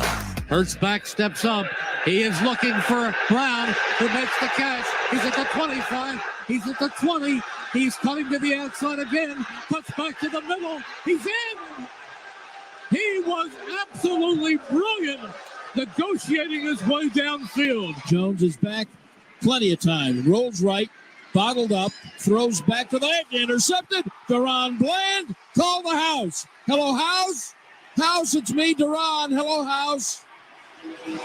Touchdown for Deron Bland. Wrapping up the show here on a Monday, I want to tell you about our friends at Dingman's Collision Center. They have been in business in Omaha for over 25 years, family owned and operated. They have the technology to work on any make and model, and they've been voted first place Best of Omaha for 18 years running. Make sure you check out their give back program at dingmans.com. We are joined now by our friend Hub Arkush to talk about the NFL from Pro Football Weekly. Hub, how are you this morning? I'm doing good. How are you doing? We are doing great. So through the first few weeks of the NFL season, who has been the most surprising team to you, both good and bad? Well, I don't know if there's any surprisingly good teams yet. I think that the San Francisco 49ers right now are definitely the most complete and best team in the NFL, and they don't seem to have any weaknesses. They did have a tough time, not yesterday, but last week. Not a tough time, but a closer game. But I think the 49ers are the team that probably impresses me the most. The biggest disappointment, I don't know. I think that people expected the Chicago Bears to be more competitive than they are right now. And yesterday was really weird when they finally showed up against what may be another team in competition for the worst team in the league and found a way to give away a 21-point lead in the fourth quarter. But, it's been a strange year. I think what's happened, there's a trend around the NFL where about 25 to 27 of the 32 teams basically took training camp off. They're just not doing as much full squad practice. They're not wearing pads. They're not having contact. They're not playing players in exhibition games. And I understand it's a big concern around the league now to keep these guys healthy and, with all the money that you're spending to have them available. But at the end of the day, I think, most of the league wasn't ready for the first couple of weeks. And I think they're just winding into shape. Now look at the Buffalo Bills and how dominant they were yesterday, what we expect. And yet on opening night, they're out there finding a way to lose a game because Josh Allen's throwing 3 picks. So I think a lot of guys just weren't ready to start the season. And I think it's really just starting to round into shape now. What's going on with Chase Claypool and the Bears? What's happening? I'm not sure anybody knows. He's obviously, one thing that we tend to forget, even though no matter how long we've been doing this, is they're kids. They're in their 20s. Chase, I want to say, is 24 years old, and they're still growing up and they're learning, the difference between right and wrong and smart and dumb. And Chase Claypool is a great athlete. He's 6'4", 230 pounds. He's a good receiver, but he has had some focus issues. He is not set well with 2 teams now. I don't think that what he said or did on Wednesday or Thursday, I should say, was so horrible that he needed to be sat down yesterday.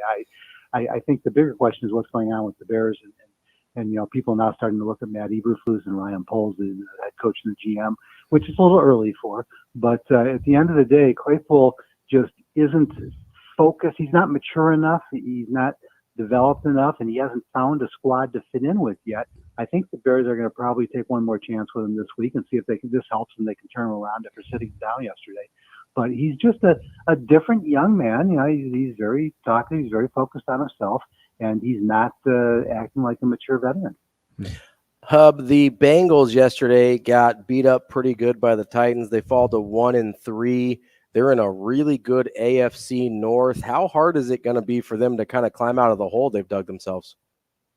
Well, I think it's going to be real hard now. You know, a lot of people, kept going back to, well, they started 0-2 last year and look what happened. And yes, they obviously still a talented team. They did have some significant changes during the offseason. But I think it's mainly right now about the conference, like you said. It's just, that's 6 guaranteed tough games plus the rest of the schedule. And, I don't think they fell apart. I don't think they went from, whatever it was last year, 12-4, 12-5, to, one of the better teams, to one of the worst teams in the league. But right now they're just not playing well on various levels. And, they haven't gotten great quarterback play, and that's always going to be a problem in the NFL. And they just got to, get in a stretch. I think they probably will turn it around. They'll win a few in a row, and then we'll see if they can get back into competition. But right now they're struggling in various areas. Everyone crowned the Dolphins after last week as, going undefeated. And then yesterday happened in Buffalo. Where does the AFC East look right now? It looks like it's obviously still those two, but the Bills probably still the favorite.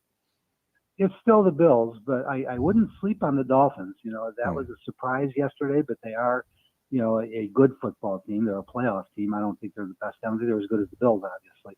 And the one that's surprising is the 1-3 Patriots in that division. The Patriots haven't played. They played very well on defense, and they haven't played badly. They've just had a really tough schedule to start the season. And then, of course, all the focus was on the Jets. And with the Aaron Rodgers injury to start the season, it all came apart. And that's a great example of a team that thinks that one guy can turn the whole team around. And I'm not going to say they can't. Rodgers is certainly going to be a Hall of Famer, and even at 39, he can probably still play well enough to do that. But that injury just took the whole thing apart for them. They had already quit on Willis. They knew they needed another quarterback, and so to just get him back now and expect to still contend isn't likely. The defense can play really well at times, and yet that game last night, I kept trying to decide, are the Jets just done for the year, or are they going to surprise us? And I had to get late in the game before I even knew if they were going to win or lose that one. Hub, team that's been a little bit surprising, at least to me, are the Tampa Bay Buccaneers. Are you buying their start so far? Or, at least do you think they're good enough to win kind of a down NFC South? I think they're definitely good enough to win a down NFC South. I was not really sure I was buying the start until yesterday, but that bounce back and that very, productive game, I think in that division, you have to take them seriously. And what nobody's talking about, nobody expected Baker Mayfield to play the way he's playing. Right. And, he's having a good game for him with quarterback. Their defense is much improved. They're starting to improve their running game. It is a down division. I don't think the Bucs are a team to talk about with the big guys in the NFC. They're not with the 49ers and the Eagles, but I do think at this point, I really liked the way the Falcons started, and now they have slowed down a little bit too. I think they've improved their defense, and they definitely are going to run the ball well. But in that division, I think the Bucs have to be the favorite right now. Hub, out of the rookie quarterbacks so far, C.J. Stroud, Bryce Young, and Anthony Richardson, those kind of top 3 guys, it seems like Stroud has been far and away the most impressive so far. Are you kind of buying the starts of these 3 guys, or is it more situation dependent than maybe we're giving it credit for? Well, I think it's a little bit of both. They were top 5 picks in the NFL draft, and so you hope that they're going to be very good quarterbacks, and we shouldn't be surprised if they play well. I think all 3 at times have had moments, where they've looked like, yeah, these guys are going to be pretty good, and then they've struggled like rookies do. I think Stroud interests me the most because Ohio State quarterbacks generally it doesn't work out, and he definitely has been the best of the three. The kid that I like the best, or that I think is going to be the best NFL quarterback, is Richardson. I think he's the most talented. He's got the most to learn, and he, got the surprise win last week and almost got another one yesterday. So, they've all played well for rookies. They also are all, still learning, and that's the reason that those teams are still, not going to be contenders this year. But I think at times you have to be impressed with the way all three of them have played over this year. We talked, a little surprised by division, but overall in the NFL, like the biggest surprise to you has been what so far this season, whether it be team, player, anything? Well, the biggest surprise, the league is constantly evolving and changing, but it just feels like there have been more changes than usual in the last year or two. And I think it is as much because of the popularity now, both of fantasy football and gambling being legal in so many places and so many more people gambling. And I think people are approaching it more as fantasy players and as gamblers than they are as fans. They're not just cheering for their teams anymore. I think as far as that has nothing to do with the way that the NFL teams are being developed or the way that they're being coached or the way that teams are trying to get better. But the other thing that I think, and this is just going forward, is that you get more good athletes, you get more, good talent at every position. And I think that the league is more balanced right now. We're running out of the day where, teams like the Dolphins or the Patriots can just control the league for 10, 15 years. Teams can turn around in one season now with all the athletic talent that they have and the way that systems are evolving. And so I think it's a tough start to the year as far as trying to figure out the 4, 5, 6 teams that everybody's going to be talking about come week 16, week 17. Hub Arkush from Pro Football Weekly. Hub, we appreciate your time as always. We'll talk to you again soon. All right. Good to talk to you. Take care. That's our friend Hub Arkush from Pro Football Weekly. I want to tell you real quick before we get off the air here about our friends at Dyer Law. If you've got a personal injury situation, you've been hurt in an accident, you can count on the Dyer Law team to provide you with a helping hand when you need it, no matter what you're dealing with. Call the Dyer Law team, 402-393-7529, or visit dyer.law to chat with a trusted professional about your personal injury claim. That's DYER.law. Mike Sautter, thank you so much for filling in with me today. Yep. Always fun. We appreciate it. The Jets, who lost of their own volition and not because of the referees at all. Cheated. We will be back tomorrow for a Tuesday edition of the Damon Benning Show with Ravi Lulla here on Hurrdat Sports.